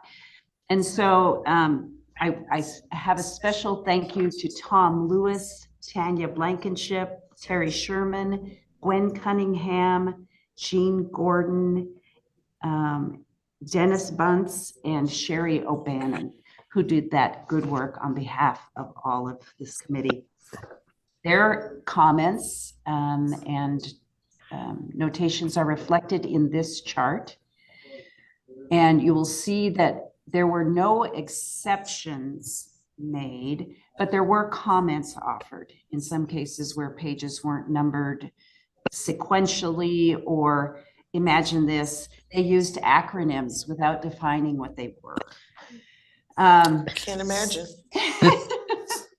In one instance, it was not clear who was in attendance in a meeting that had been going for several days, and it reconvened without identifying who all was in attendance.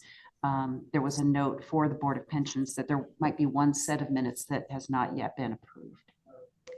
So those are all of the comments which would typically be included in the motion. It would be to approve with these comments. Okay. Are there any questions? No, Madam Moderator. Then are we ready for the vote? Hold on 1 minute.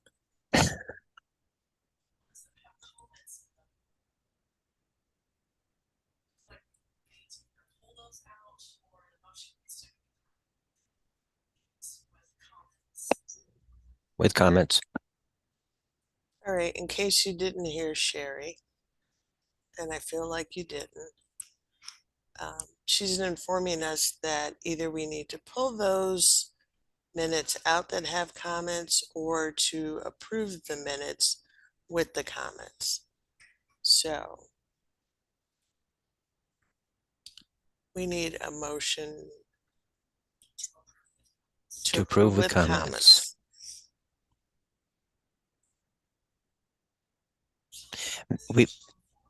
We have agreement from Thomas K. Lewis wishes to be recognized. Okay, Thomas Lewis.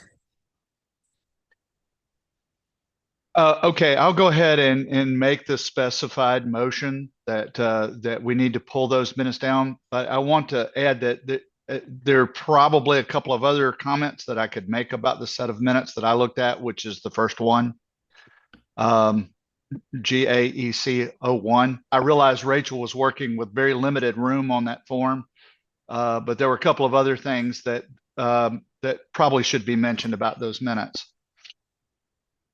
Okay, you want to do that now? If tell us.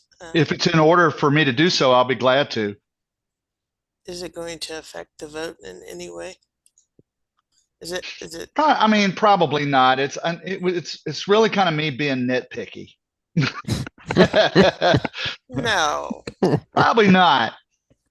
I wouldn't, no, probably Okay, not. then you probably don't need to. But you need to put the motion in the motion queue. You can't just tell us, we're that technical. Well, I've got a little problem with that, and I've contacted GA about it. It's not when I put a motion in the motion queue, I can see that I've submitted the motion, but when I go to like amend, it won't let me pull that motion up on the drop down.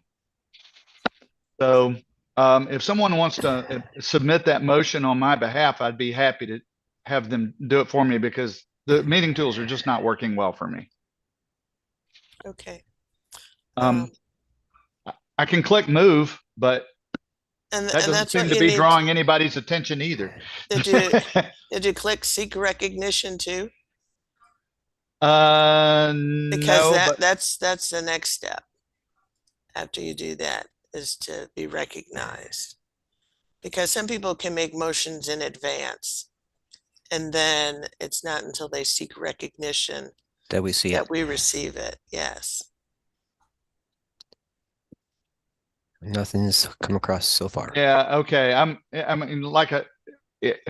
sure that it's user error, but it's not functioning well for me at all. Madam Moderator, there is a motion. Okay. And it is from Leah Nuchuala. Okay, Leah. We'll recognize you. Yes, I move that we accept these minutes 01 through 14 with the corrections. Comments. Right. The comments. All right. And there was a second? Yes, ma'am. Okay, the motion has been moved and properly seconded.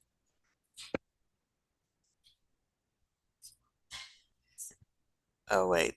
So Leah first made a motion, and then we need an amendment to the motion, because you did make a motion to accept the minutes, and then we had conversation about accepting the minutes with comment. So we need a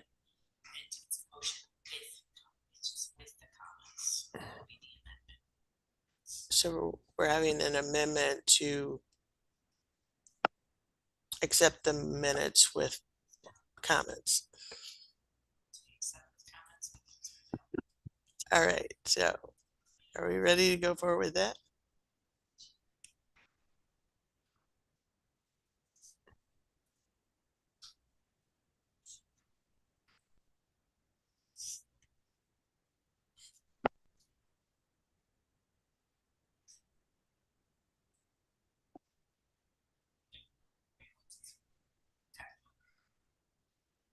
Are we ready for the motion?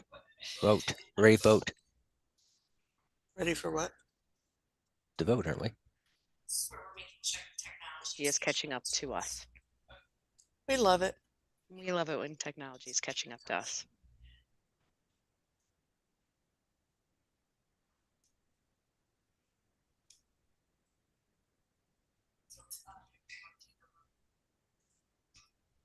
All right, so we're taking a vote. It's just an amendment to the motion. On the amended motion.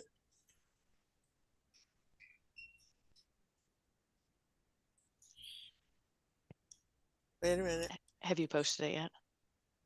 Okay. And just so folks know, the amendment is just the words with comments. Okay. Nothing earth shattering.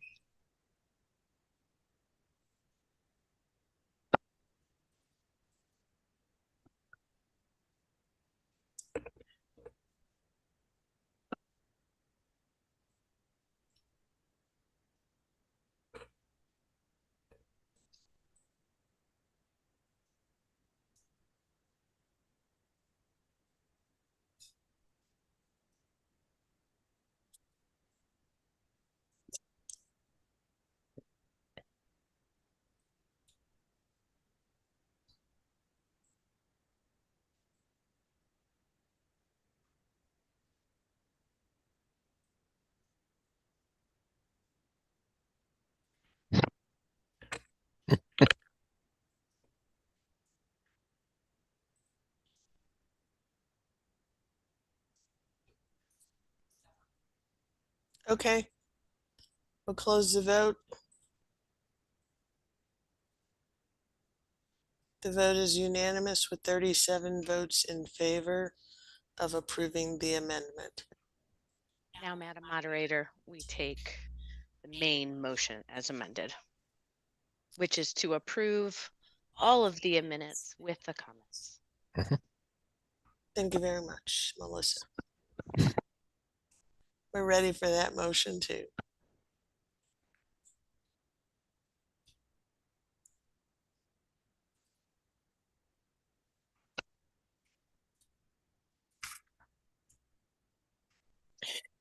Madam Moderator. Yes. Caitlin Gartland is moving. All That's right. moved. Okay, we didn't already start the clock on that other one, right? Okay, so we'll take Caitlin Garland's question. She is making a motion, Madam Moderator. However, we had a question from Peter On. Yeah, I didn't have a question. I just put in the motion. I just withdrew it since someone else got to it before me. Thank you. Okay. All right, and a question from Peter On. Okay. Peter On. I just want to comment that the motion is so long that I almost missed it last time. I had to scroll it down. By the time I found it, it was like 15 seconds to go, just to alert everybody. Maybe that's why the vote was a little bit lower. Okay, because we can extend the time when necessary.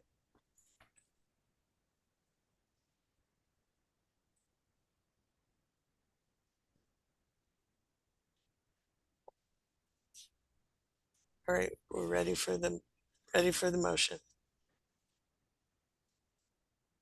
Vote.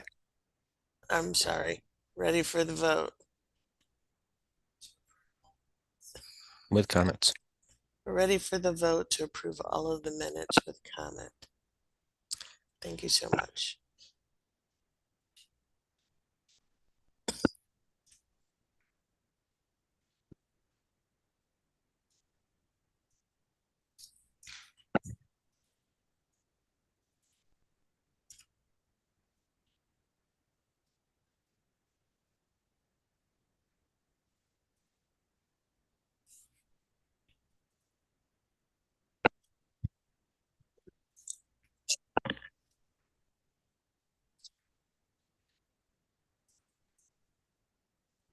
Okay, with 41 votes in, we'll close the vote.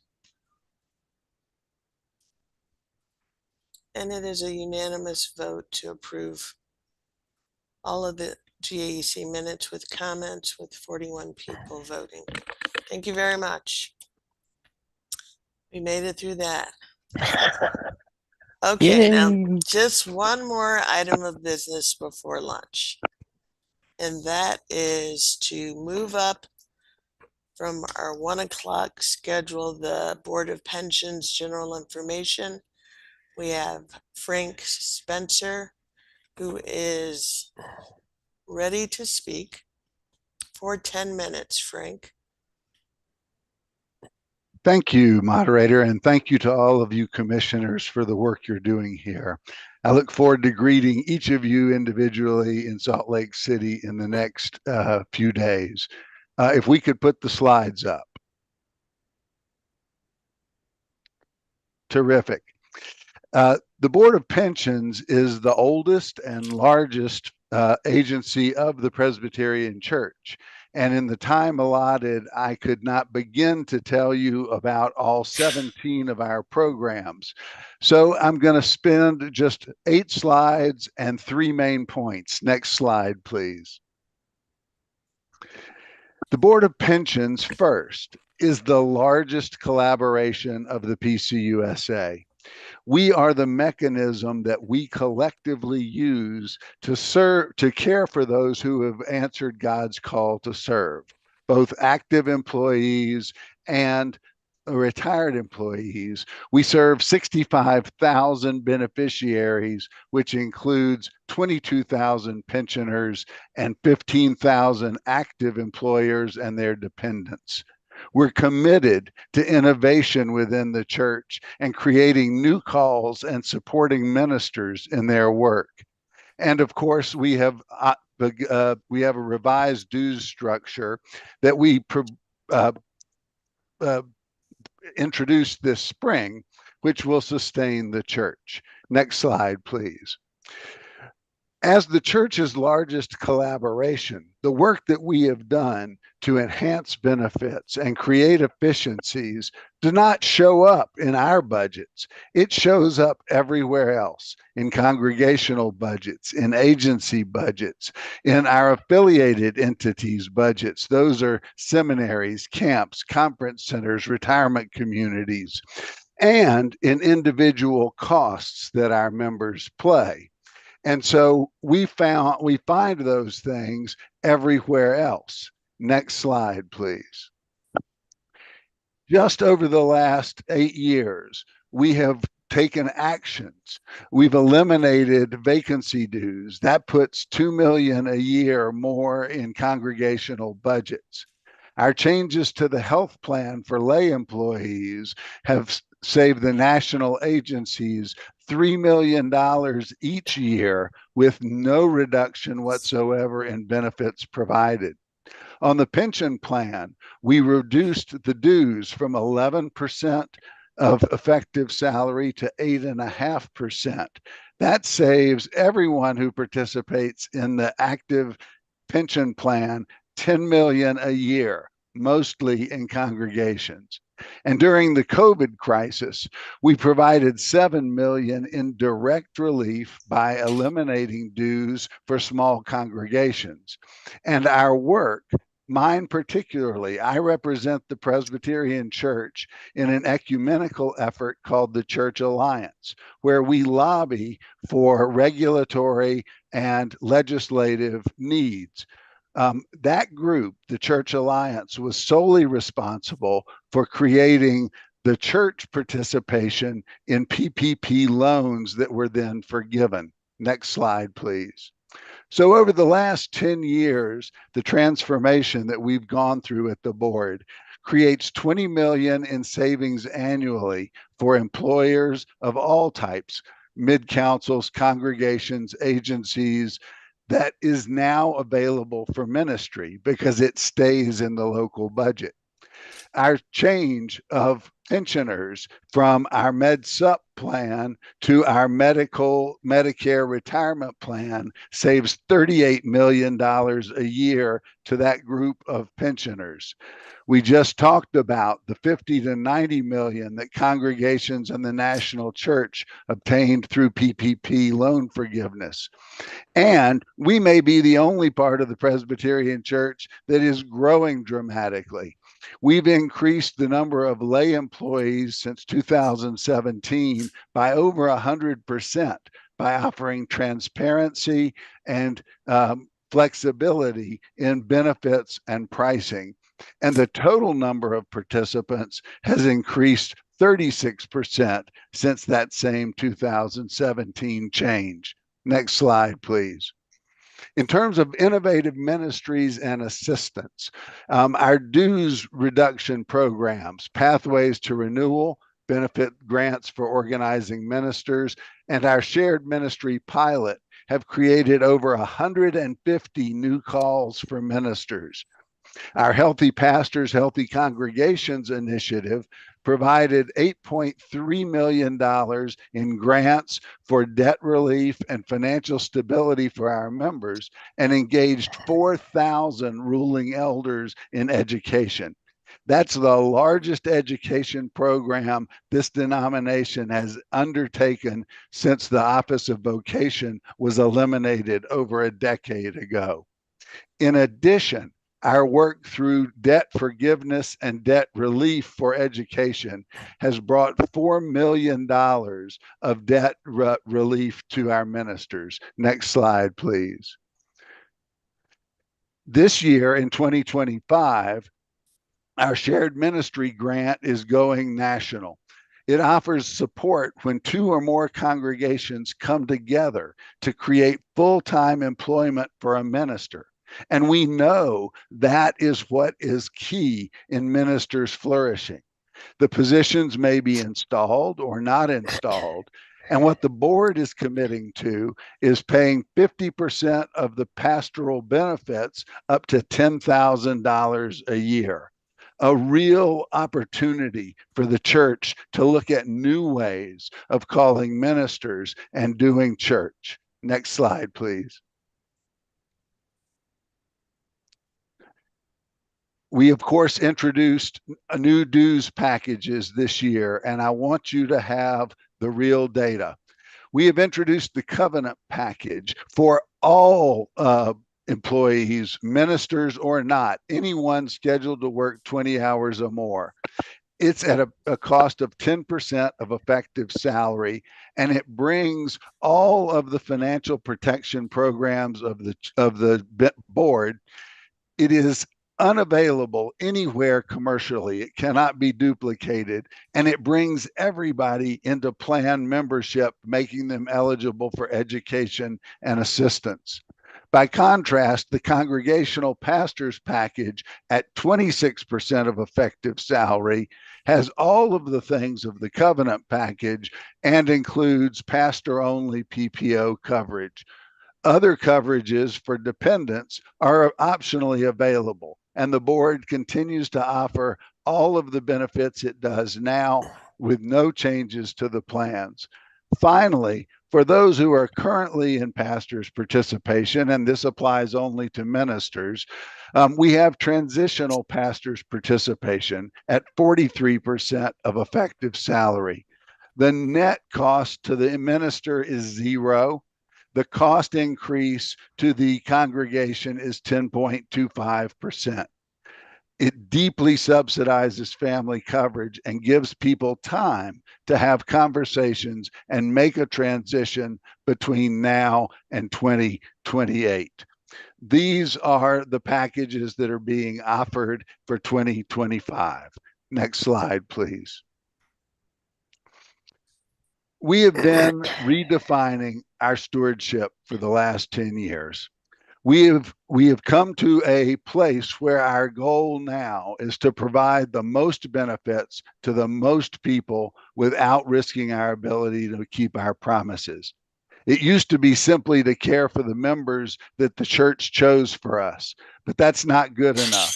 That's not fulfilling our Christian mission. And every action and every policy vote that has occurred in the last 10 years has expanded access or increased benefits. And what does that mean? The annual benefits we pay are now $788 million a year.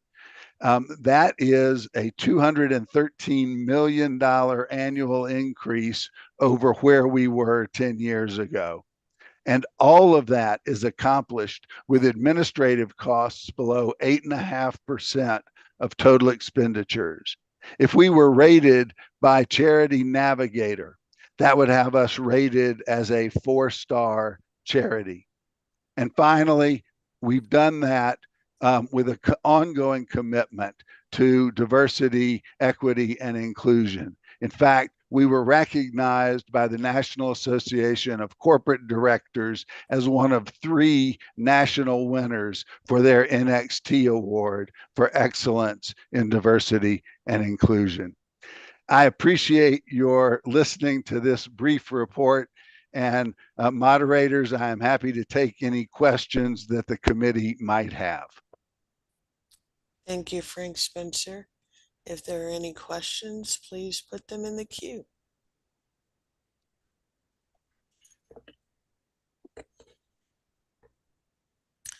And please make your questions specific to this presentation and not to the item of business that's going to come before us tomorrow. Madam Moderator, there are no questions. Thank you for your information, Mr. Spencer. Thank you. It's been a pleasure to be with you. Thank you. Our pleasure as well.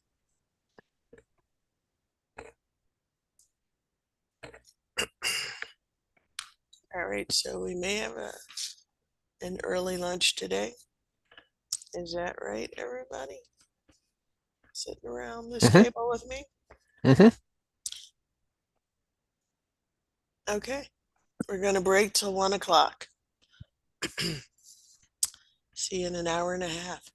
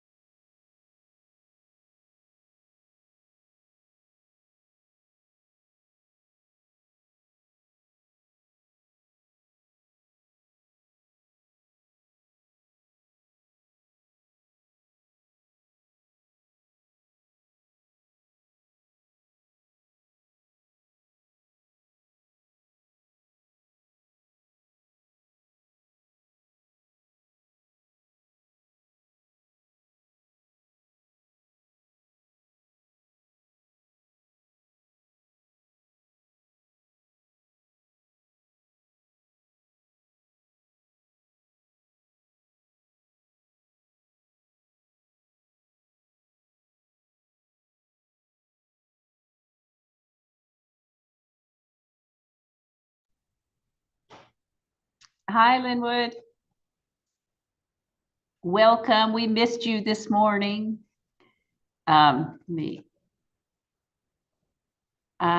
not unmuted, and I don't know if I can unmute you. Anyway, you'll see we're taking our break, and so we will be back in about 35 minutes. Okay, see you soon.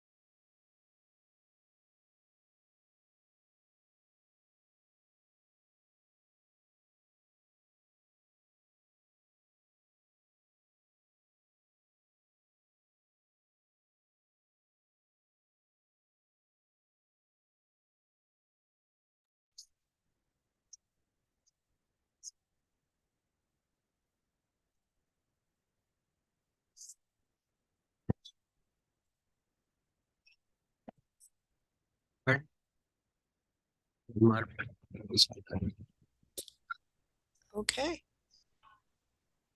We're ready to roll with 55 participants. Great.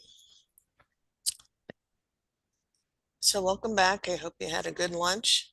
We are ready to jump right into the business for the afternoon. We're going to start with GAEC-26. The sponsor is the Pacific Presbytery. Madam Moderator, may I address the committee? Yes, you may. Greeting, friends. I just want to alert you that probably today and tomorrow we're going to be having some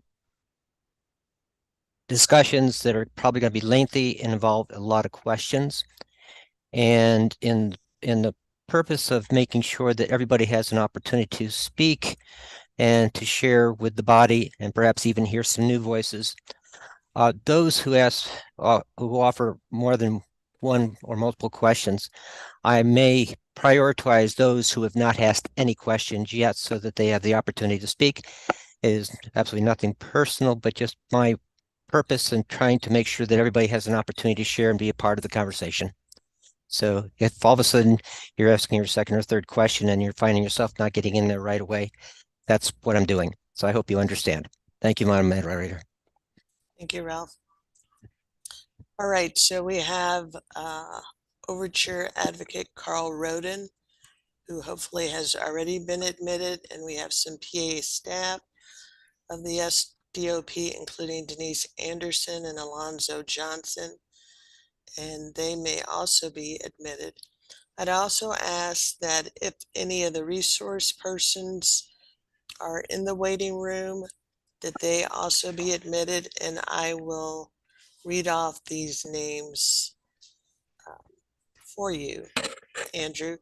It's Veronica Cannon, Jeremy Howard, Keon Jackson, Alonzo Johnson is one that we already talked about, Carlton Johnson, Anna Kendick Flores, Lori Kraus, Sarah Lischernis, Dawn Martin, Erica Nelson, Rick Nutt, Carmen Rosario, Jermaine Ross Allen, Haley Shearer, Sue Smith, Mel Tubb, and John Wilkerson. If any of them were in the waiting room, they're welcome to come in. And just so you know, we're bringing in some of the resource persons now so that they have the benefit of hearing the discussion. Yesterday, we kept them in the waiting room, and then they kind of came in not really knowing what they were coming in for.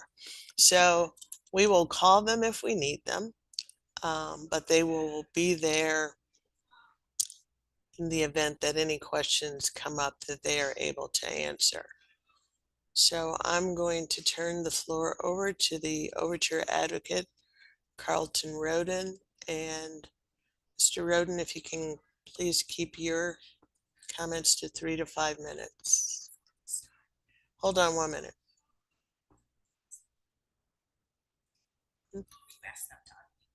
Oh yeah, can you please unmute our parliamentarian, Melissa Allison?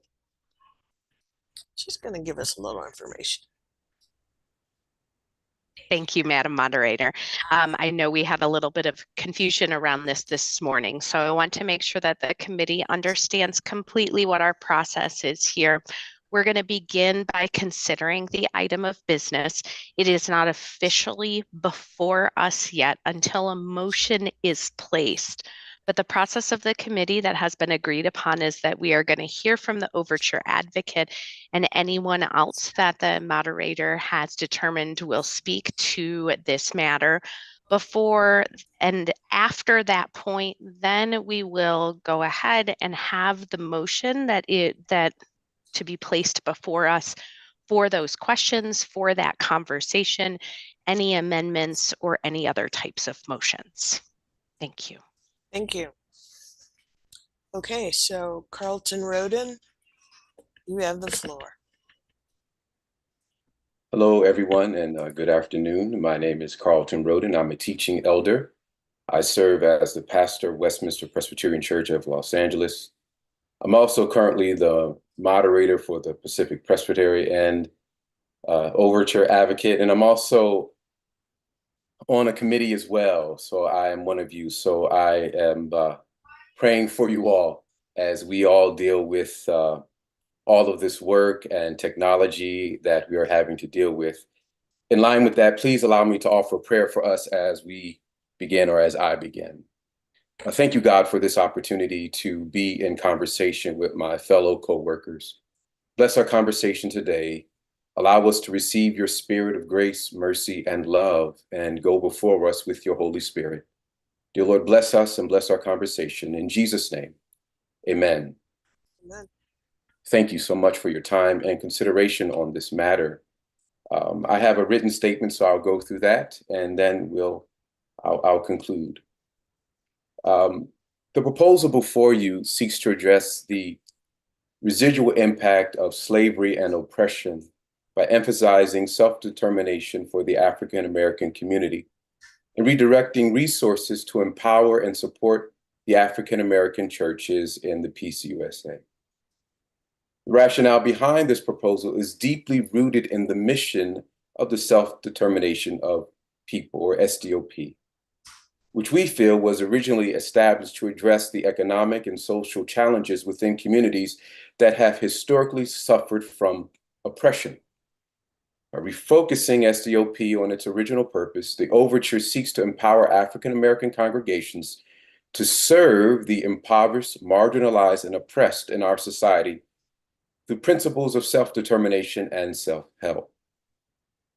By requiring SDOP to abide by the Articles of Agreement that we feel that were established in 1983 and allocating significant funds towards infrastructure and resourcing, the Overture aims to ensure that SDOP actively contributes to the repairing of past harms done to the African American community by the PCUSA. This realignment is crucial in fulfilling the PCUSA's commitment to equity, justice, and correcting past patterns of discrimination within the African American community. Furthermore, this realignment is essential in closing the disparities in economics, health, education, environmental well-being, and the criminal justice system caused by the legacy of slavery and white supremacy. It is a step towards restorative justice and reparations, a step towards it, ensuring that the PCUSA actively engages in addressing historical injustices and promoting a more just and equitable future for our denomination. In conclusion, this is a bold, yes, we understand, a bold but necessary step toward realigning SDOP with its original mission that we feel will help contribute to repairing the breach done and the harm done to the African American community and African American congregations. It is a call to uphold the values of equity, justice, and empowerment, and to ensure that the PCUSA remains steadfast in its commitment to addressing systematic racism and poverty. And I pray that you support this. Thank you very much. Thank you.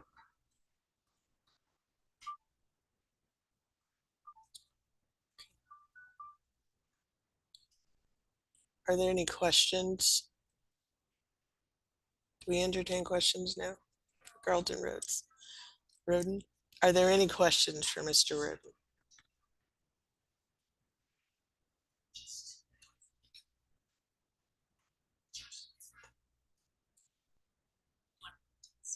Okay, all right. Before we take the questions, we're going to hear from the PMA staff, including Denise Anderson and Alonzo Johnson, and they will have 15 minutes combined to speak, and then we'll have 10 minutes of questions and answers. Thank you, moderator, and blessings to you, Reverend Roden, on doing double and perhaps even triple duty as a pastor in the midst of all of this. I am the Reverend Denise Anderson. I am a corresponding member as both the Director for Compassion, Peace, and Justice Ministries at the Presbyterian Mission Agency and as co-moderator of the 222nd General Assembly. I am speaking, however, in my capacity as Director for Compassion, Peace, and Justice. Self-development of people is one of 8 ministries housed within Compassion, Peace, and Justice. And I do bring the commissioner's attention to the Presbyterian Mission Agency Board's comment on this overture, which clarifies self-development of people's original intent at its inception. At this time, however, I would like to introduce my colleague, the Reverend Dr. Alonzo Johnson, who manages self-development of people, to give a brief orientation of the program. Alonzo? Thank you, Madam Moderator, and thank you, Denise. My name is Alonzo Johnson. I coordinate the Presbyterian Committee on the Self-Development of People program, and I want to give you a very brief history of the self-development of people. Self-development of people came about through conversations about reparations. Of course, in the turbulent time of the 60s, the late 60s, Presbyterian Church did not evade the conversation about racial equity. And so in 1969, Presbyterian Church, which was the United Presbyterian Church then, invited James Foreman, who was part of the Student Nonviolent Coordinating Committee, as well as another organization based in Detroit, to talk about reparations and something called the Black Manifesto. The Black Manifesto document was created by a group of people in Detroit, a group of folks, the Black Economic Development Conference, which was an amalgam of ministers and activists. And they created a document called the Black Manifesto, which laid out about 9 projects that should be funded. And the organization demanded that white churches and white synagogues would pay $500 million in reparations to the Black community. Of course, this has caused a stir among many clergy folk, including Presbyterian clergy. So Black Presbyterian clergy, who were already having conversations about self-development, already having conversations about financial inequities, invited Foreman to come to the General Assembly in San Antonio in 1969 to read the Black Manifesto, in which he did. Read the Black Manifesto, and as you can imagine, the Presbyterians were not excited about it and were very upset about it. But at the same time, what this did was create larger conversations around, excuse me, create larger conversations around financial equity and economic equity.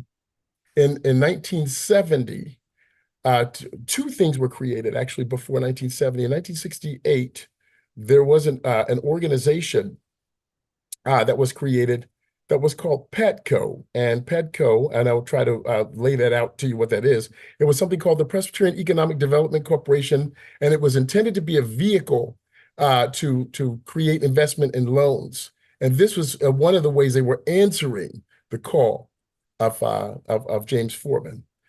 The second was the self-development of people. And in creating the self-development of people, the idea was to respond to reparations, but it was not designed to be a program of reparations. It was not designed to be a delivery system of reparations. And so what happened in the creation of the self-development of people, one of the things that was really crucially important in the 1970 General Assembly, because the 3 overtures calling for rejection by the Assembly of the Black Manifesto and repudiation of its demands, created an adoption of its own message. So Black Presbyterians of the time, notably Gaylord Wilmore, who had the concept of self-development, they've been working on this concept for quite a while, wanted to bring this forth as a way to address economic issues. And so self-development of people was born as a concept. And these early conversations were designed to answer the questions that were created by the conversation around financial inequity. One of the key components to the Black Manifesto was economic disempowerment. And one of the most important aspects of self-development of people was, how do we, as the church, walk alongside communities who do not have access and control and do not have economic power.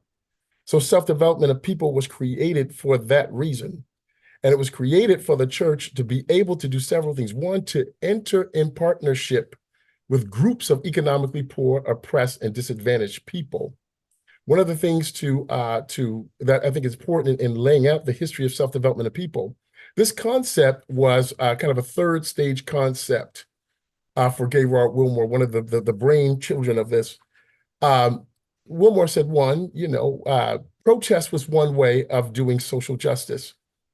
And two, Orlinskian planning and community development was another way. But the third way was self-development.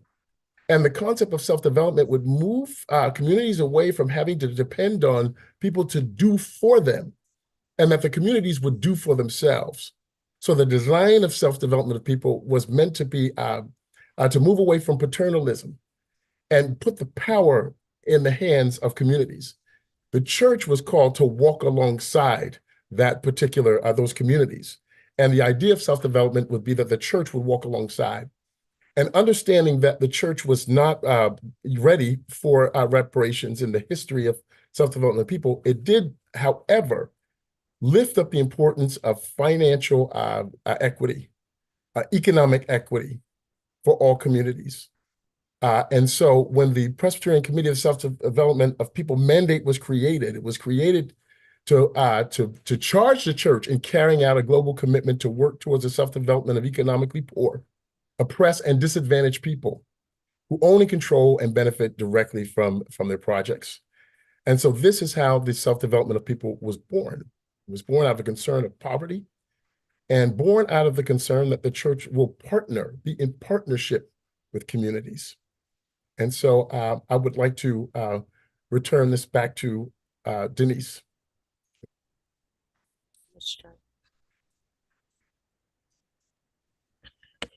Thank you, Alonzo.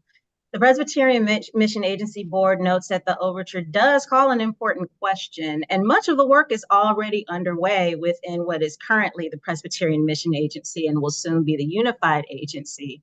The Center for Repair of Historical Harm was established by the 225th General Assembly as part of the mission work plan of the Presbyterian Mission Agency to, quote, initiate a denomination-wide effort to inspire repair both within and beyond the Presbyterian Church USA. And with us today is the Reverend Jermaine Ross Olam, who is the director for the Center of Repair of Historical Harm. And he has been working with his team and is available to answer questions about that work and what repair and reparations will require if we are to do this work effectively. The Reverend Keon Jackson is the Associate for Black African American Congregational Intercultural Support, and he too is available to detail how his office resources and supports Black churches within the Presbyterian Church USA and answer questions about his work. The Reverend Veronica Cannon, manager for the Vital Congregations Initiative, can answer questions about how that initiative may be of help to the denomination's Black churches. And finally, the Reverend Dr. Lori Krause, Associate Director for Compassion, Peace, and Justice, can speak to the broader programmatic support for these efforts. And in conclusion, we would like to thank the committee for its prayerful discernment, and we trust that the Spirit will lead all of us to do justice effectively and with the most appropriate tools. Moderator, this concludes our remarks, and we're happy to answer any questions the committee may have. Thank you. Thank you for your remarks. We are ready for questions that the committee may have.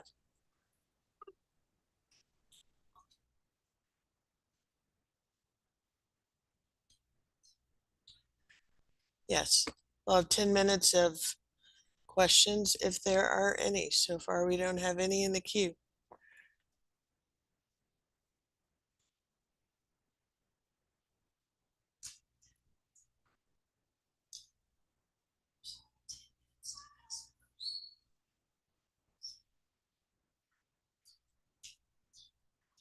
I don't know how to get to a question. Do I just unmute myself? No, you have to put the question in the queue. In the queue. Through Oh, my GA. I am in my GA. All right. Never mind. I don't.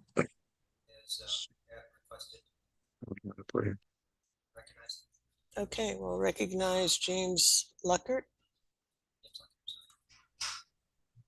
Yes, I had a question on the financial side. Where is the $6 million coming from? How does that compare to what we're currently doing? And to Ms. Anderson and all the national personnel there, what is your recommendation on this Presbytery overture? Do you have problems with it, or do you support it of it?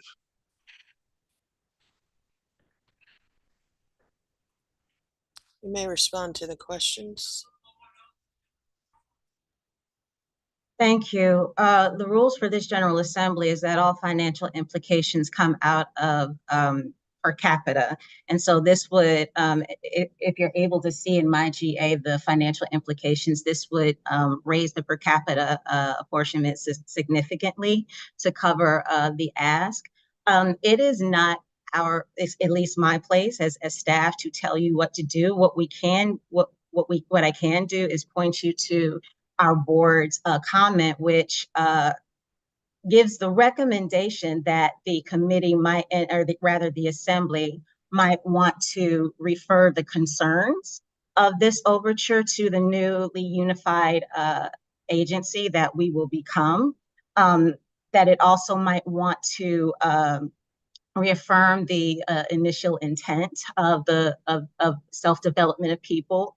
And also, it's important to realize that the assembly can direct agencies and should direct agencies which then to conduct any business, which then gives us the opportunity to create holistic approaches. We think we probably would like to have some time to create a holistic and effective strategy to do this very thing, which might include some short-term and long-term solutions. I hope that answers your question. Linwood Dagby, request to be recognized. Okay, Linwood Dagby, you have the floor at this time.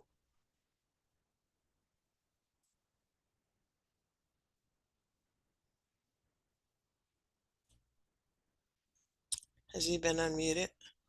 I'm sorry, could you repeat the name? It kind of broke up there. Linwood Bagby. Thank you. Sure.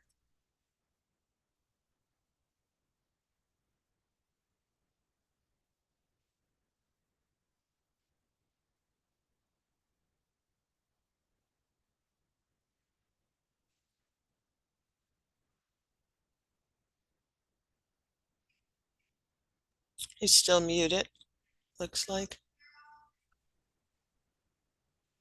Yeah, Linwood, you just you should have a message that's asking you to go ahead and unmute. There you go. There we All go. right. The question was historical. Go back to historical. Does that mean that a yes means that the self-developed people will be for African American churches or the African American community? Because there are churches that serve the African American community that are not historically have African American. I'm kind of confused about that, and that's like understanding it differently. What happens if you're not African American church? Can you still access this? Ruling Elder Commissioner Bagby, I need to point out that SDLP, and I want to refer this conversation to my colleague Alonzo Johnson as well, but SDLP has never resourced congregations. SDLP resources community organizations that are doing the on-the-ground support. And so a yes to this overture would be a significant departure from what SDLP was conceptualized to do and currently is doing. Reverend Alonzo, if you want to add anything to that, please feel free. Yes, thank you. And Madam Moderator, thank you for the privilege. One of the just as Denise mentioned, it was never part of the design to fund Black churches or churches for that matter. Self-development of people has always funded communities and a diversity of communities. The implication of this is that, as you asked, Commissioner or Madam Moderator, it would be a considerable departure from what we've done and basically the destruction of many of our programs within it. One is an international program that we have as part of SDOP, which was also designed to do the same, neither of which, both domestic and international, were designed to fund churches, but to fund communities. And so Black churches, or churches for that matter, were never part of the original mandate. That's helpful because my after-school program was a recipient of the self-development of people through the church, of course, but it was my after-school program that wrote and asked and received funding for the community, for the kids that to do a project. So now I'm understanding the thing. I'm understanding it more better. I thought it was the opposite, but it's what you were saying, how I'm understanding it. Thank you. Madam Moderator, Gene Gordon requests to be recognized. Okay, Mr. Gordon, you can go forward with your question.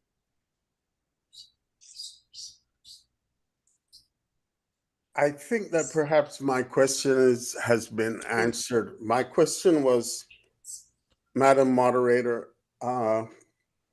what is SDOP doing now that it shouldn't be doing? It was my question, but I think I'm getting an answer as we're going along, unless there is something else that someone could offer. I understand that Carlton Johnson has some information to share, who is also in the room. Andrew, if you can unmute him, please. Greetings all. Can you hear me? Yes. Yes, okay. So I'm not sure if I'm responding to the question from Brother Gordon or if there's a particular question that I'm responding to, because his question seemed to be about what SDOP was doing now, and that would be for either Reverend Johnson, Alonzo Johnson, or Denise. But if you all can let me know what I can address, I would be happy to do so. So it was my impression that you were responding to perhaps an earlier question before Mr. Gordon.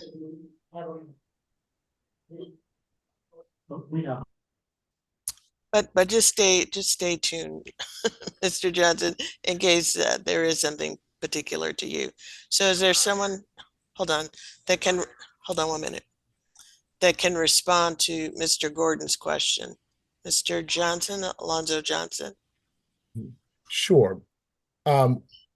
Gordon, one of the things that we are doing is SDOP has always been involved in providing grants and being in partnership with low-income communities and communities who know oppression and are seeking to get their way out of it. So our current work is involved there, and it's involved with an amalgam of different communities. Some are African-American communities. Some are African immigrant, Latinx immigrant communities. And so there's a wide array of poor folk in this country that we have been involved. To give you an example of one, is a SDOP grant was given to an organization in the Pacific Presbytery called the Black Workers Justice Center, which works on justice issues, and are a bunch of folks who are laborers who own and control their own project and have been lifting up justice and justice issues as they pertain to labor. So that's one project. So there's an amalgam of different types of projects too. One in New York is called Black Women's Blueprint, who are all Black women that are concerned about the mental and physical health of Black women who are impoverished and who are working their way out of poverty. So we have funded that organization as well. But again, there are an amalgam of organizations, Black, Latinx, immigrant, a large number of people who are battling poverty. Madam Moderator, may I respond? I think, Mr. Gordon, we're going to move on to some other questions, and actually our time for questions is is up, but we're going to extend the question period, but we're going to go on. Mr. Gordon, we have some other people. Rex Daly. Oh, let's try another 10. Yes, my question is in the little per capita cost box, it's showing us 5 million for 2025 and 1 million for 2026. But if you read under the recommendations, this is I'm reading that this is $30 million over 25 years. Is that correct? Is that what I mean? Is that what we're the motion in front, or the in overture So, in front of Mr. us? Johnson, as the overture advocate, perhaps you can respond to that question. It just needs to be unmuted. Carlton Johnson. Roden. I'm sorry. Carlton Roden, and we have a Carlton Johnson too. I'm sorry. Yes, it's always nice to meet another Carlton. Not often we get confused, but thank you, Brother Johnson, and thank you, Madam Moderator. Yes, to answer your question, Rex, yes. And please allow me to also point out, one of the earlier comments was that one of the issues that we're raising with the overture is that congregations are not allowed to apply for the funds, or dissuaded from applying for the funds, where oftentimes we are working in the same communities, doing the same work as these organizations. So that's what we're also trying to draw your attention to as well. Thank you. Thank you. Forrest Crummell, request to be recognized. Okay, we'll hear from Forrest Crummell.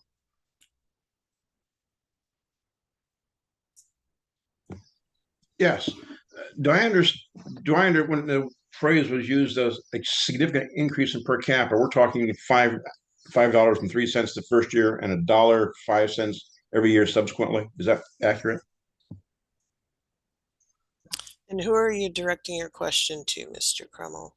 I have to look up my top line here. Who was the female presenter who said that was a significant increase in per capita?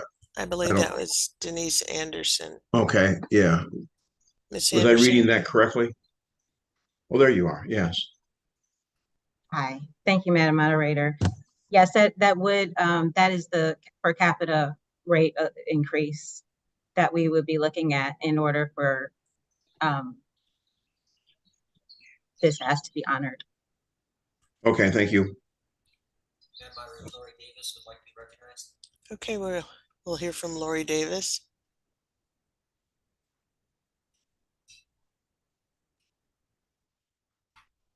Yes, thank you. Maybe I'm sort of inspired to direct this toward Denise Anderson, because it so aligns with Matthew 25 church, two of the goals there in terms of dismantling structural racism and eradicating systemic poverty. So my question is, what are some specific examples of what this infusion of funds would do? Is it more of the same, or is it a difference in kind and scale? To maybe just give some specific examples to help me and maybe others get our minds around what's new and different about this and what's already happening. Because already, as has been pointed out, some excellent projects and programs are working on this very thing. Madam Moderator, I don't think that's a question for me. We are not the ones proposing these funds. I think that might be a question for the overture advocate as to the ideas that they have around what these monies would do. Am I correct in that? I believe so. So Carlton Roden, Yes. would you So, like to respond? yes, please. Thank you very much for the question and the acknowledgement. So one of the things that we hoped to achieve through this is working with those partners. Remember, as I stated before, that congregations are dissuaded from even applying for the grants to this. So we have had no access. So I can't give you past examples of what it would look like. Our hope is to create other programs and systems working in the communities where we already exist to do ministries and further them, so the imagination can dream and grow. So I cannot give you a specific because of the past, but hopefully this will open up some new avenues for us to do further ministries in those communities with also those people. Hope that addresses your question. Essentially, yes, just maybe what you envision, what would be a dream that you or the advocates have in terms of such sort of a hypothetical of what a congregation might do? I can't speak for all congregations. Okay. No, just any one idea.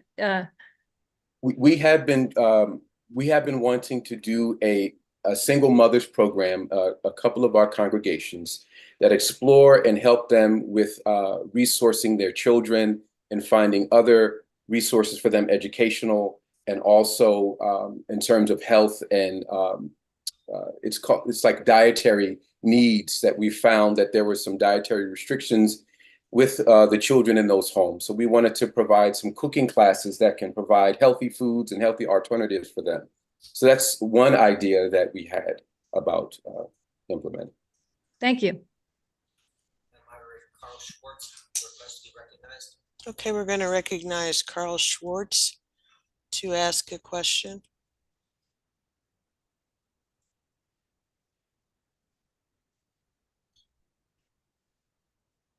Thank you, Madam Moderator. Carl Schwartz, teaching elder from Grace Presbytery. Question that I would like to raise is, and I was just about to do some searching on my own, is there a place where we might be able to find what the original mandates of the self-development of people are if we were going to incorporate that into our motion? And Carlton Roden, are you able to answer that question? That or Ms. Anderson, I think, would be the one. Okay. Denise Anderson.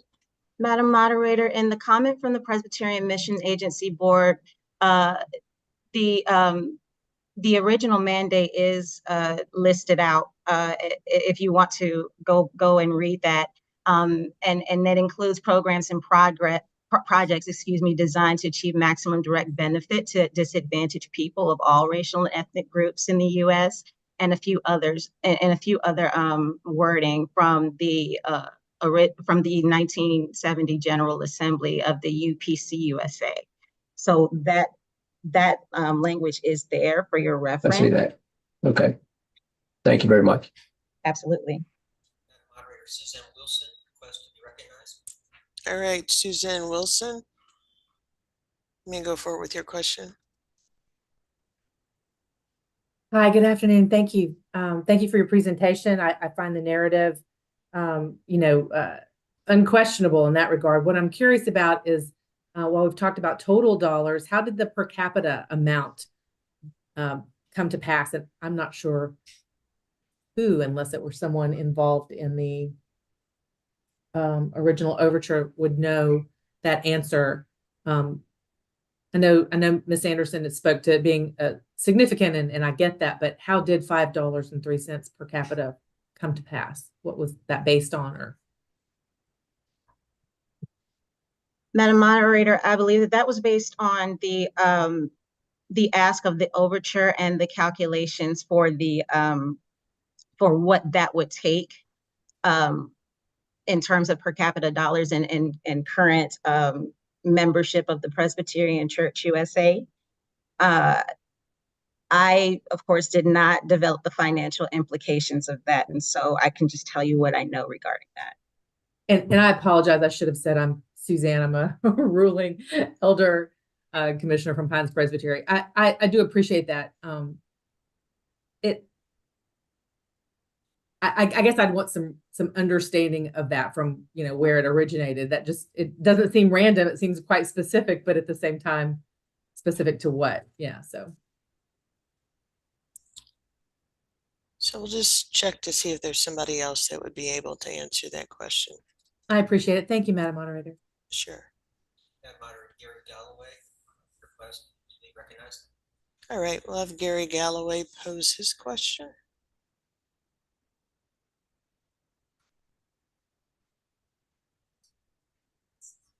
There. Thank you, Madam Moderator. Gosh, when I read through this, I had all kinds of questions, but I certainly don't want to monopolize. The first, And we're not gonna let you, Mr. yeah, I can Galloway, tell that. so Okay, so I'll try to get as many as I can and you cut me off. I at think any- you take one. Pick the most important one.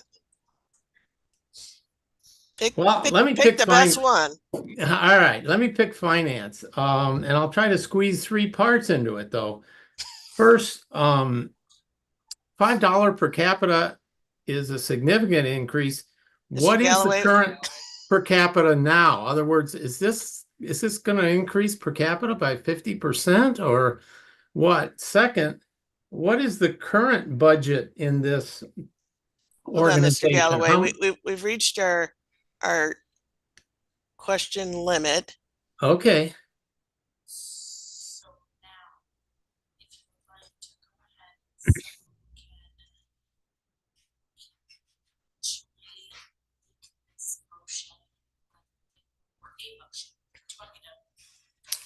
So I'm turning this over to the parliamentarian for our next instruction.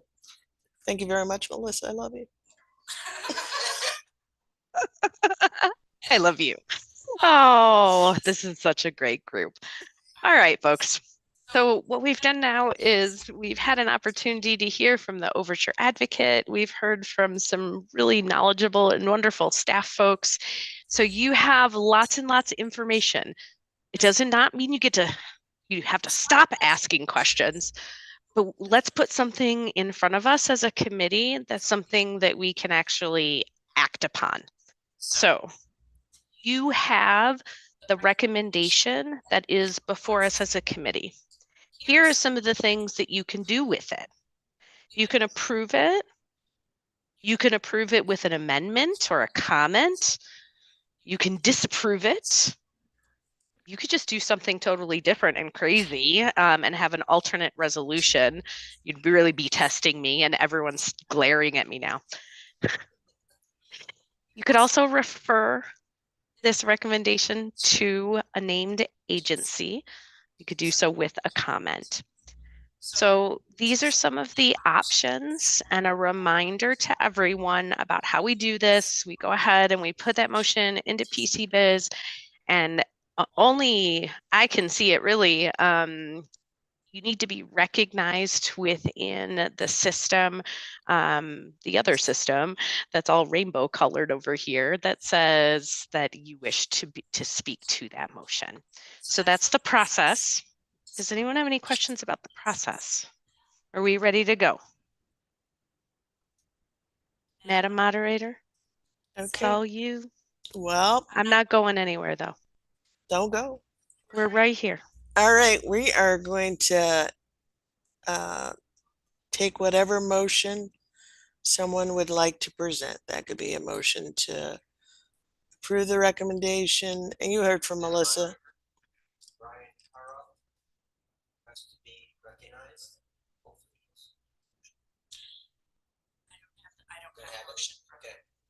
So we're only entertaining the motions at this point. No other questions until we get the motion on the floor. Don't be shy.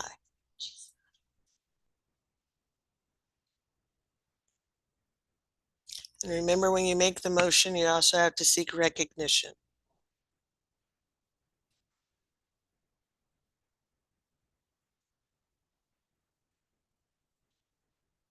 Madam Moderator, Elizabeth Troyer seeking to make a motion.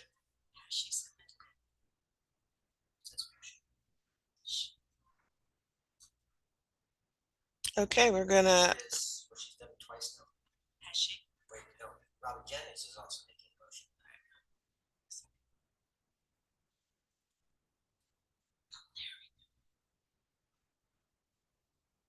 Just give me 1 second. They're coming in now.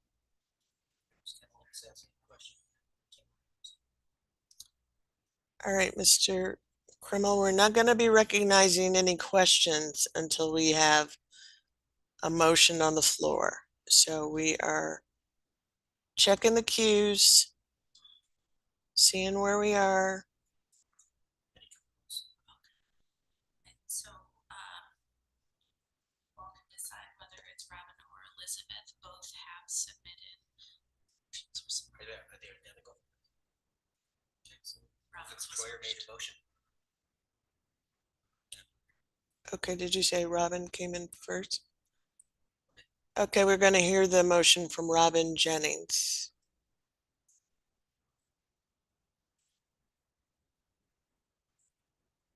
Robin, can you just identify yourself again, please? Sure. Robin Jennings, ruling elder, Redstone Presbytery.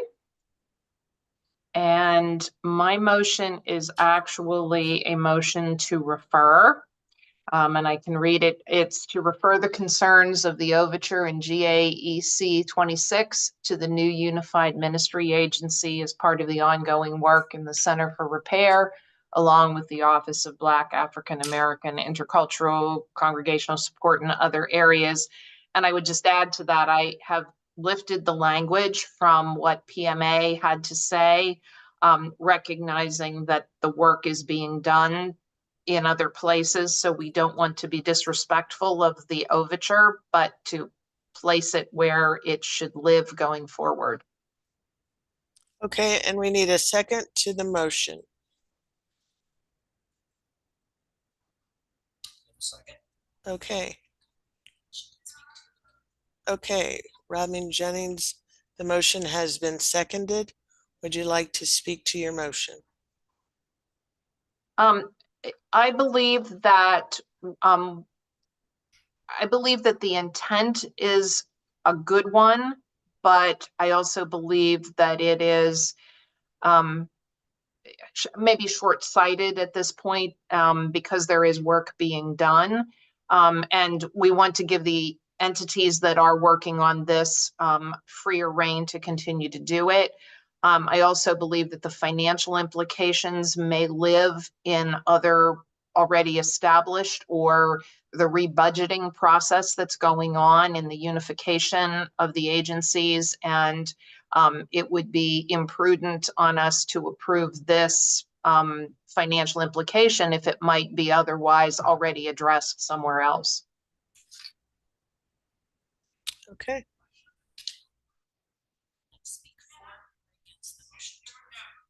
Is there anyone who would like to speak for or against the motion? Please join us in the queue.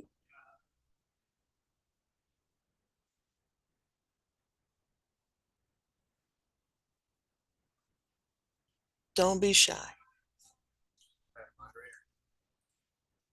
Deidre Golding would like to speak against the motion. Okay. Well, we will hear from Deidre Golding.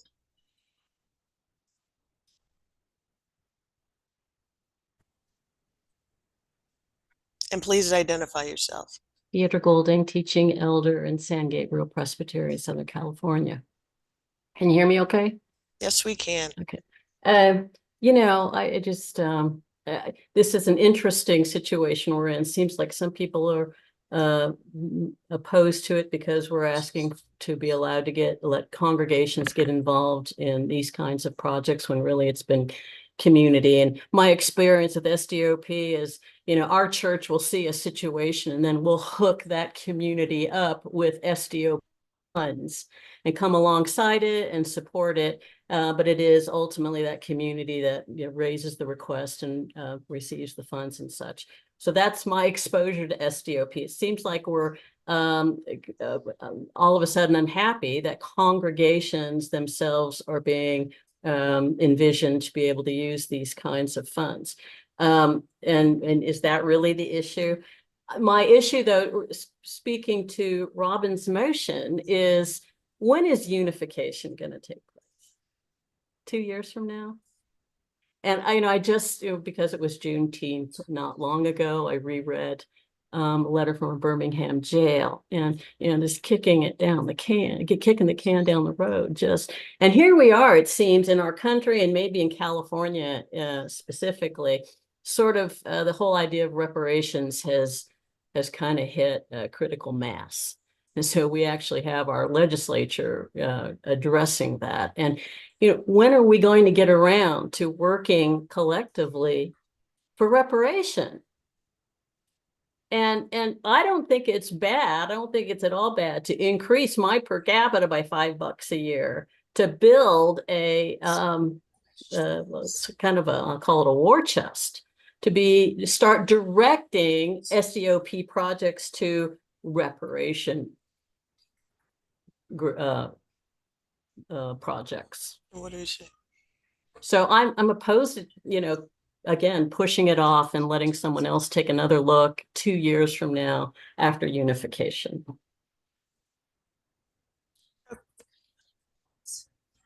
We're going to take a pause just to address something in the process. Stay tuned.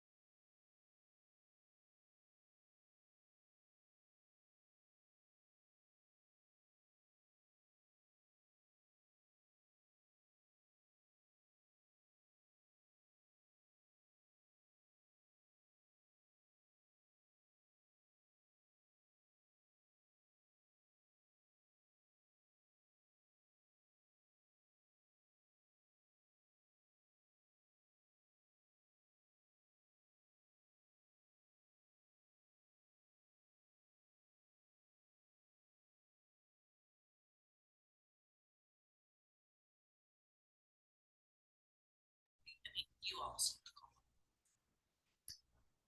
Okay, we're back.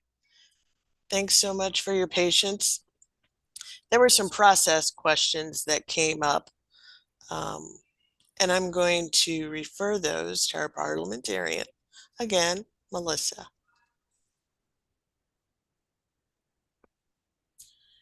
Hi, everyone. we were just having a little parliamentarian huddle over here, and we did take note of the fact that there are some process questions. And these are just questions about how are we doing this and what does this look like? We're going to take just a little bit of a pause here to make sure that those process questions are addressed so that you all as the committee, you all as the body fully understand what you all are doing and that this process belongs to you. So I'll turn it over to our moderators to go through those folks just who have asked the process there in gray, and we can figure out how to address them.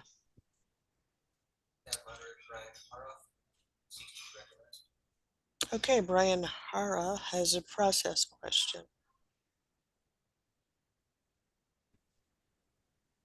Hi, I'm Brian Haroff. I'm a teaching elder commissioner out of Eastern Virginia. And I wondered how the length of questioning was determined, because it seemed arbitrary and quite frankly dismissive of the commissioner's questioning. And I heard a lot of questions answered or asked. I didn't hear a lot of answers, and I heard us moving quickly to a vote. And I wanted to know, did we make a determination as a commission that we would only allow questions for a certain amount of time, or was that legislated upon us? Okay, so Melissa's going to answer that. Brian, that's a really great question. So you all began your time hearing the presentation from the Overture Advocate and the various staff people. That question time was really just kind of an open process. That time was determined by the moderator in terms of how long we would go into that. There has been no rushing to a vote, but in order to be able to continue to ask informed questions, a motion needed to be put on the floor. So questions can still be asked. The motion that is on the floor is one that is commit to refer. And I'm going to guess that a lot of the questions that are still hanging out there are very pertinent and in order to this particular motion, and folks, as they are called upon by the moderator, may continue to ask those questions for clarity.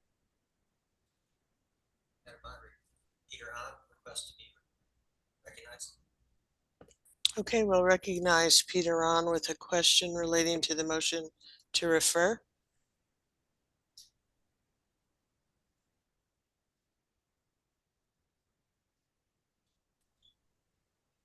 On the motion to refer, I didn't, as we're looking for Center for Repair, I was having a lot of curiosity around, do we have anyone to speak from Racial Equity Advocacy Committee or Advisory Committee on Social Witness from the comments on this matter? Because from the beginning, I was waiting to see if we would hear from them.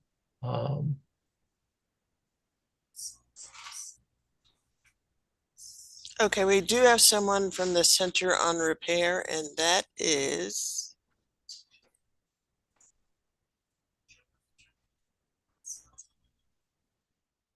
Jermaine Ross Alam, and he is ready to go. Thank you for joining us. Thank you, Madam Moderator. My name is Jermaine Ross Alam. I direct the Center for the Repair of Historical Harms with the Presbyterian Mission Agency, and I'm happy to answer your question. I apologize, I did not quite catch the question. Mr. An, I'll let you ask the question again, please.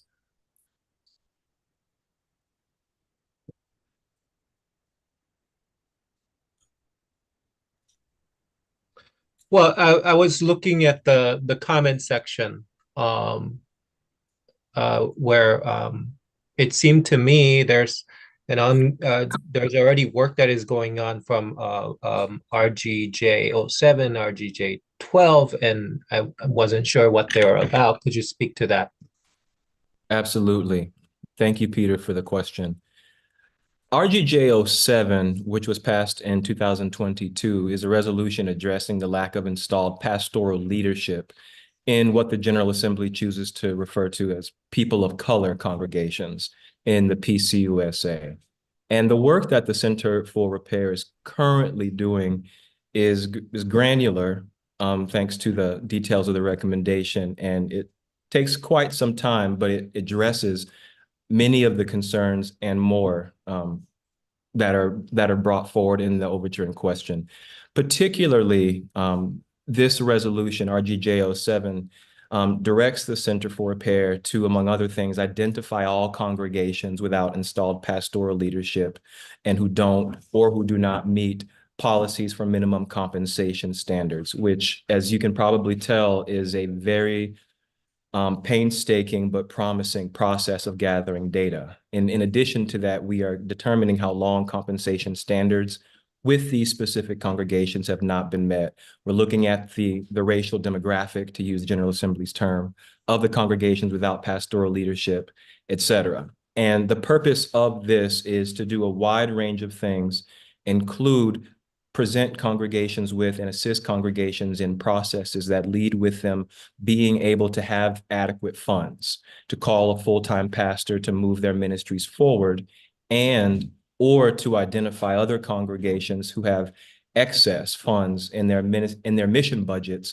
who are willing to partner with churches to help them responsibly retire their debt, especially to the extent that that debt is part of the reason for not being able to match Presbyterian minimums and thereby call full-time pastoral leadership. In addition to that work, which again is currently underway, we are also working on section 6 of RGJ 12, which directs the Presbyterian Mission Agency Center for Repair and the Presbyterian Foundation to work together to identify and collaborate with leaders of color, to discern and to propose recommendations for denominational reparative actions. And so that work is currently underway as well. And the way that that work in particular connects with this overture in question is that it allows members of distinct caucuses to offer recommendations that are particular to whether it's the Hispanic caucus, whether it's the Black caucus or other caucuses, to work together as a group of leaders of color, but to also make recommendations that are particular to the specific needs of historic Presbyterian communities that have very particular calls for repair that relate to their distinct experience within the PCUSA. So that in this case, the Center for Repair does not determine what any of these leaders of color or particular caucuses put on the table. We don't tell people this is what you call for repair, but instead we have been asked to identify and collaborate with these leaders along with the Presbyterian Foundation, so that what emerges from this process will be a series of recommendations that are both aimed at people of color in general, but also particular ethnic groups and other groups within our Presbyterian family, so that those recommendations will ultimately reflect general and specific reparative suggestions that the General Assembly can make a decision on in our upcoming General Assembly. Thank you for that information. You're welcome. Thank you, Madam Moderator. Are there other questions specific to the motion to refer?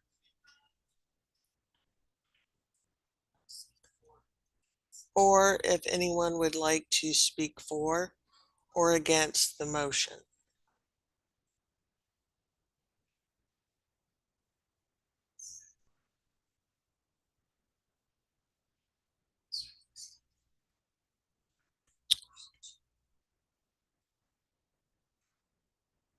Okay, let me just ask.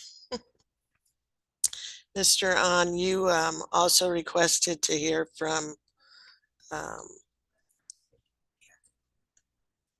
REAC. I think that's the acronym. And we do have someone in the waiting room.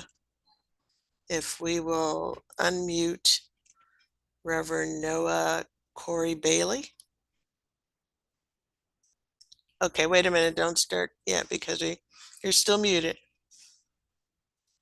And please identify yourself because I may have said that all wrong. You're fine. Thank you, Madam Moderator. My name is Reverend Nuha Corey Bailey, and I am the resource person for the Racial Equity Advocacy Committee, REAC.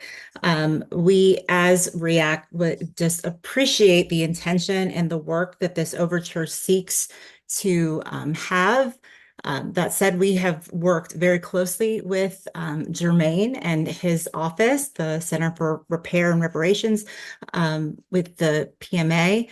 And they do amazing work. I do believe REAC believes that there are other avenues for this work that the overture is seeking to be done. The concern that I bring is that because this would be funded solely through per capita, that includes our Black congregations.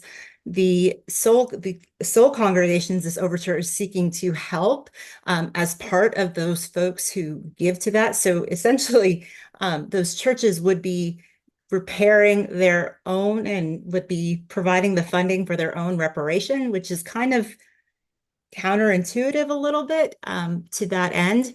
Just wanted to bring that up. And again, trust that there are other ways and other avenues and programs within the PMA that could help to provide the assistance that the original overture is seeking. So thank you. Okay. Are there any other questions? Dennis Bunce would like to speak in favor of the motion. Okay. Dennis Bunce, you have the floor. My thought is that resources are finite. I would like to get a quick resolution to this and get it in the works, but I also want it to be a correct resolution to this and get it in the works, because it's not like you can come back in a year and a half and say, well, we could have done it better. Let's tap different resources. My thought process is Center for Repair is going in not exactly the same direction. I just think that both of them going in that direction, it'd be good to combine the efforts and make sure that limited resources aren't expended without a complete set of thoughts. Thank you, Mr. Bunce.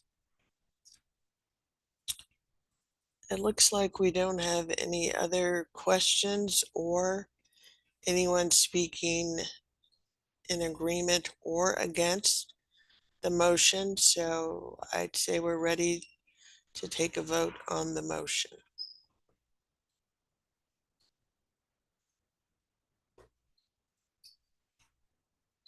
Okay. Where is it? I'd love for you to.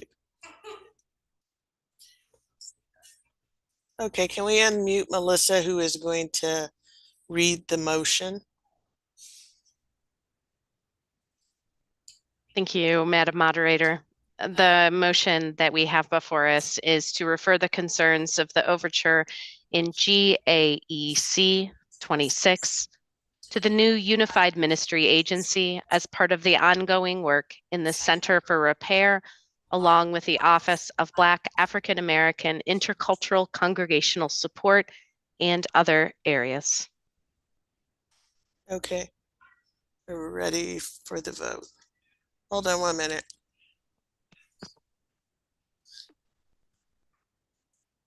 All right, so we're going to allow the staff who are,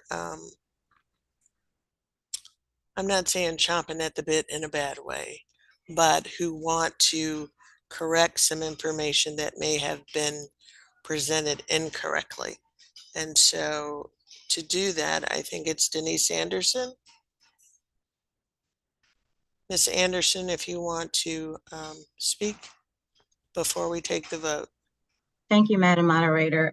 There was a question on the floor about when unification takes place, and it takes place of July of next year. However, this process is going on as we speak, and to suggest that the work will be kicked, the can will be kicked, no. as our colleagues have already notated, it is already in progress through a number of our offices and ministries. And we want to ensure that that continues to take place. Furthermore, as we speak, the financial committee is reviewing the special offerings review task forces report, which would impact how we are able to do this work prayerfully in the best ways. And so there's so much going on right now that we are still seeking to do this work, and we are not waiting around whatsoever to do it. We are in the fray and look forward to more opportunities to do that work. I just wanted to make sure that everyone knew what the landscape looks like. Thank you. Thank you, Ms. Anderson. Okay. We are ready for the vote.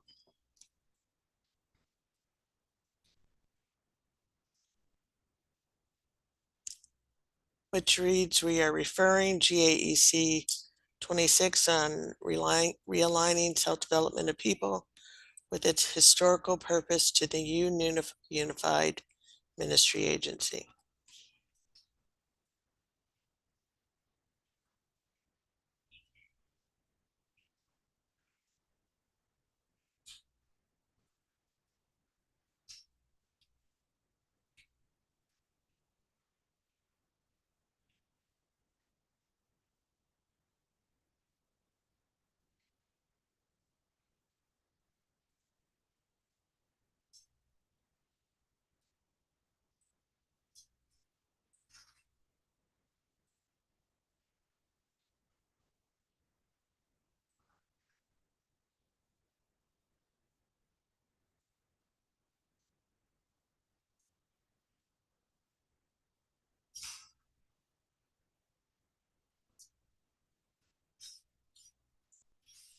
Okay, we'll close the vote at 42. The results of the vote are 35 in favor of the motion and 8 against the motion. So the motion as presented passes. Thank you to everyone who participated in this discussion. Much appreciated.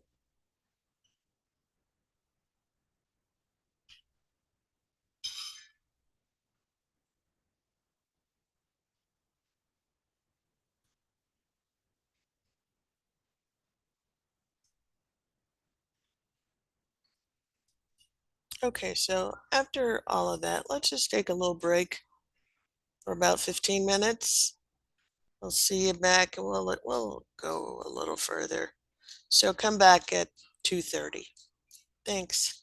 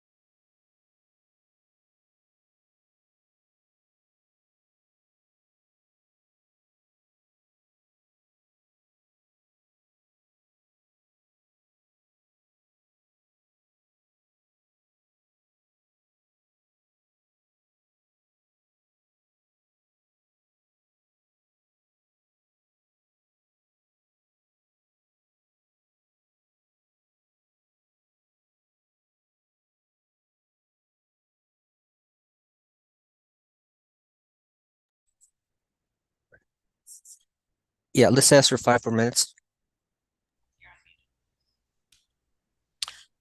Okay, everybody, we are still working this out and we are just going to ask for 5 more minutes to let you know what the plan is. We just need to make a few more calls. I wish you could see how these people are working so hard. But trust me, we're just trying to do the best thing. So 5 more minutes, that takes us to 2:35. Thank you.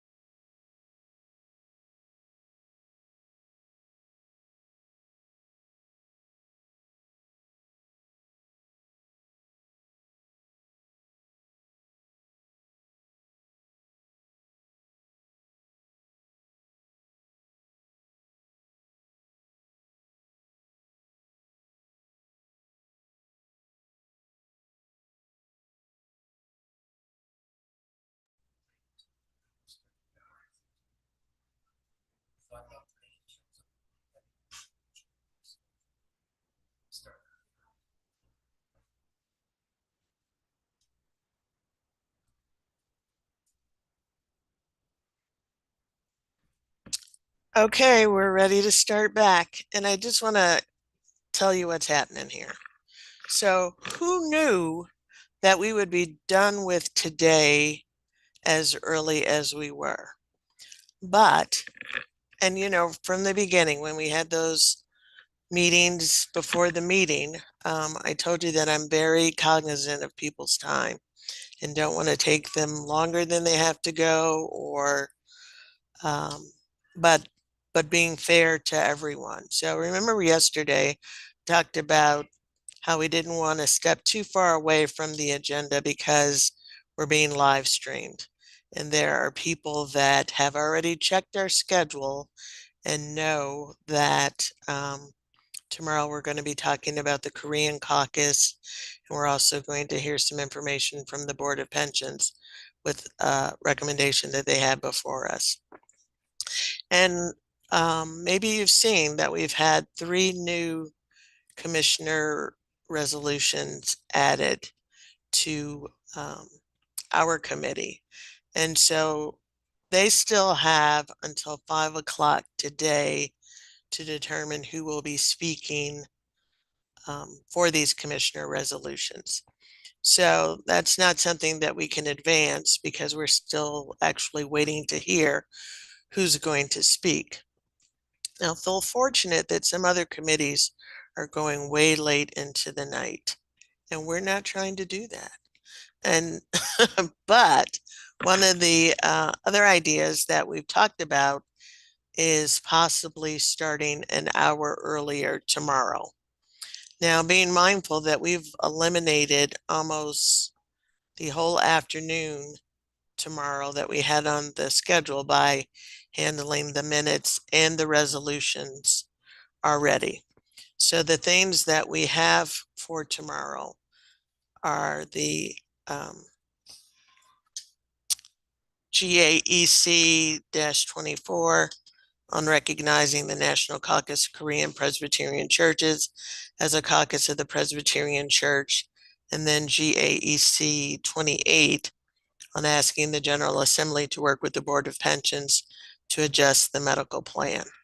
So we've reached out to some of those people to see if there was a possibility of starting some of that business earlier today, but they're not available. And so in addition to those 2 items of business, we also have the 3 commissioner resolutions that we said at the outset would be pushed to the end of the agenda. And with them not knowing until 5 o'clock who's going to be speaking, we can't advance those either. So we're going to do 2 or 3 things right now.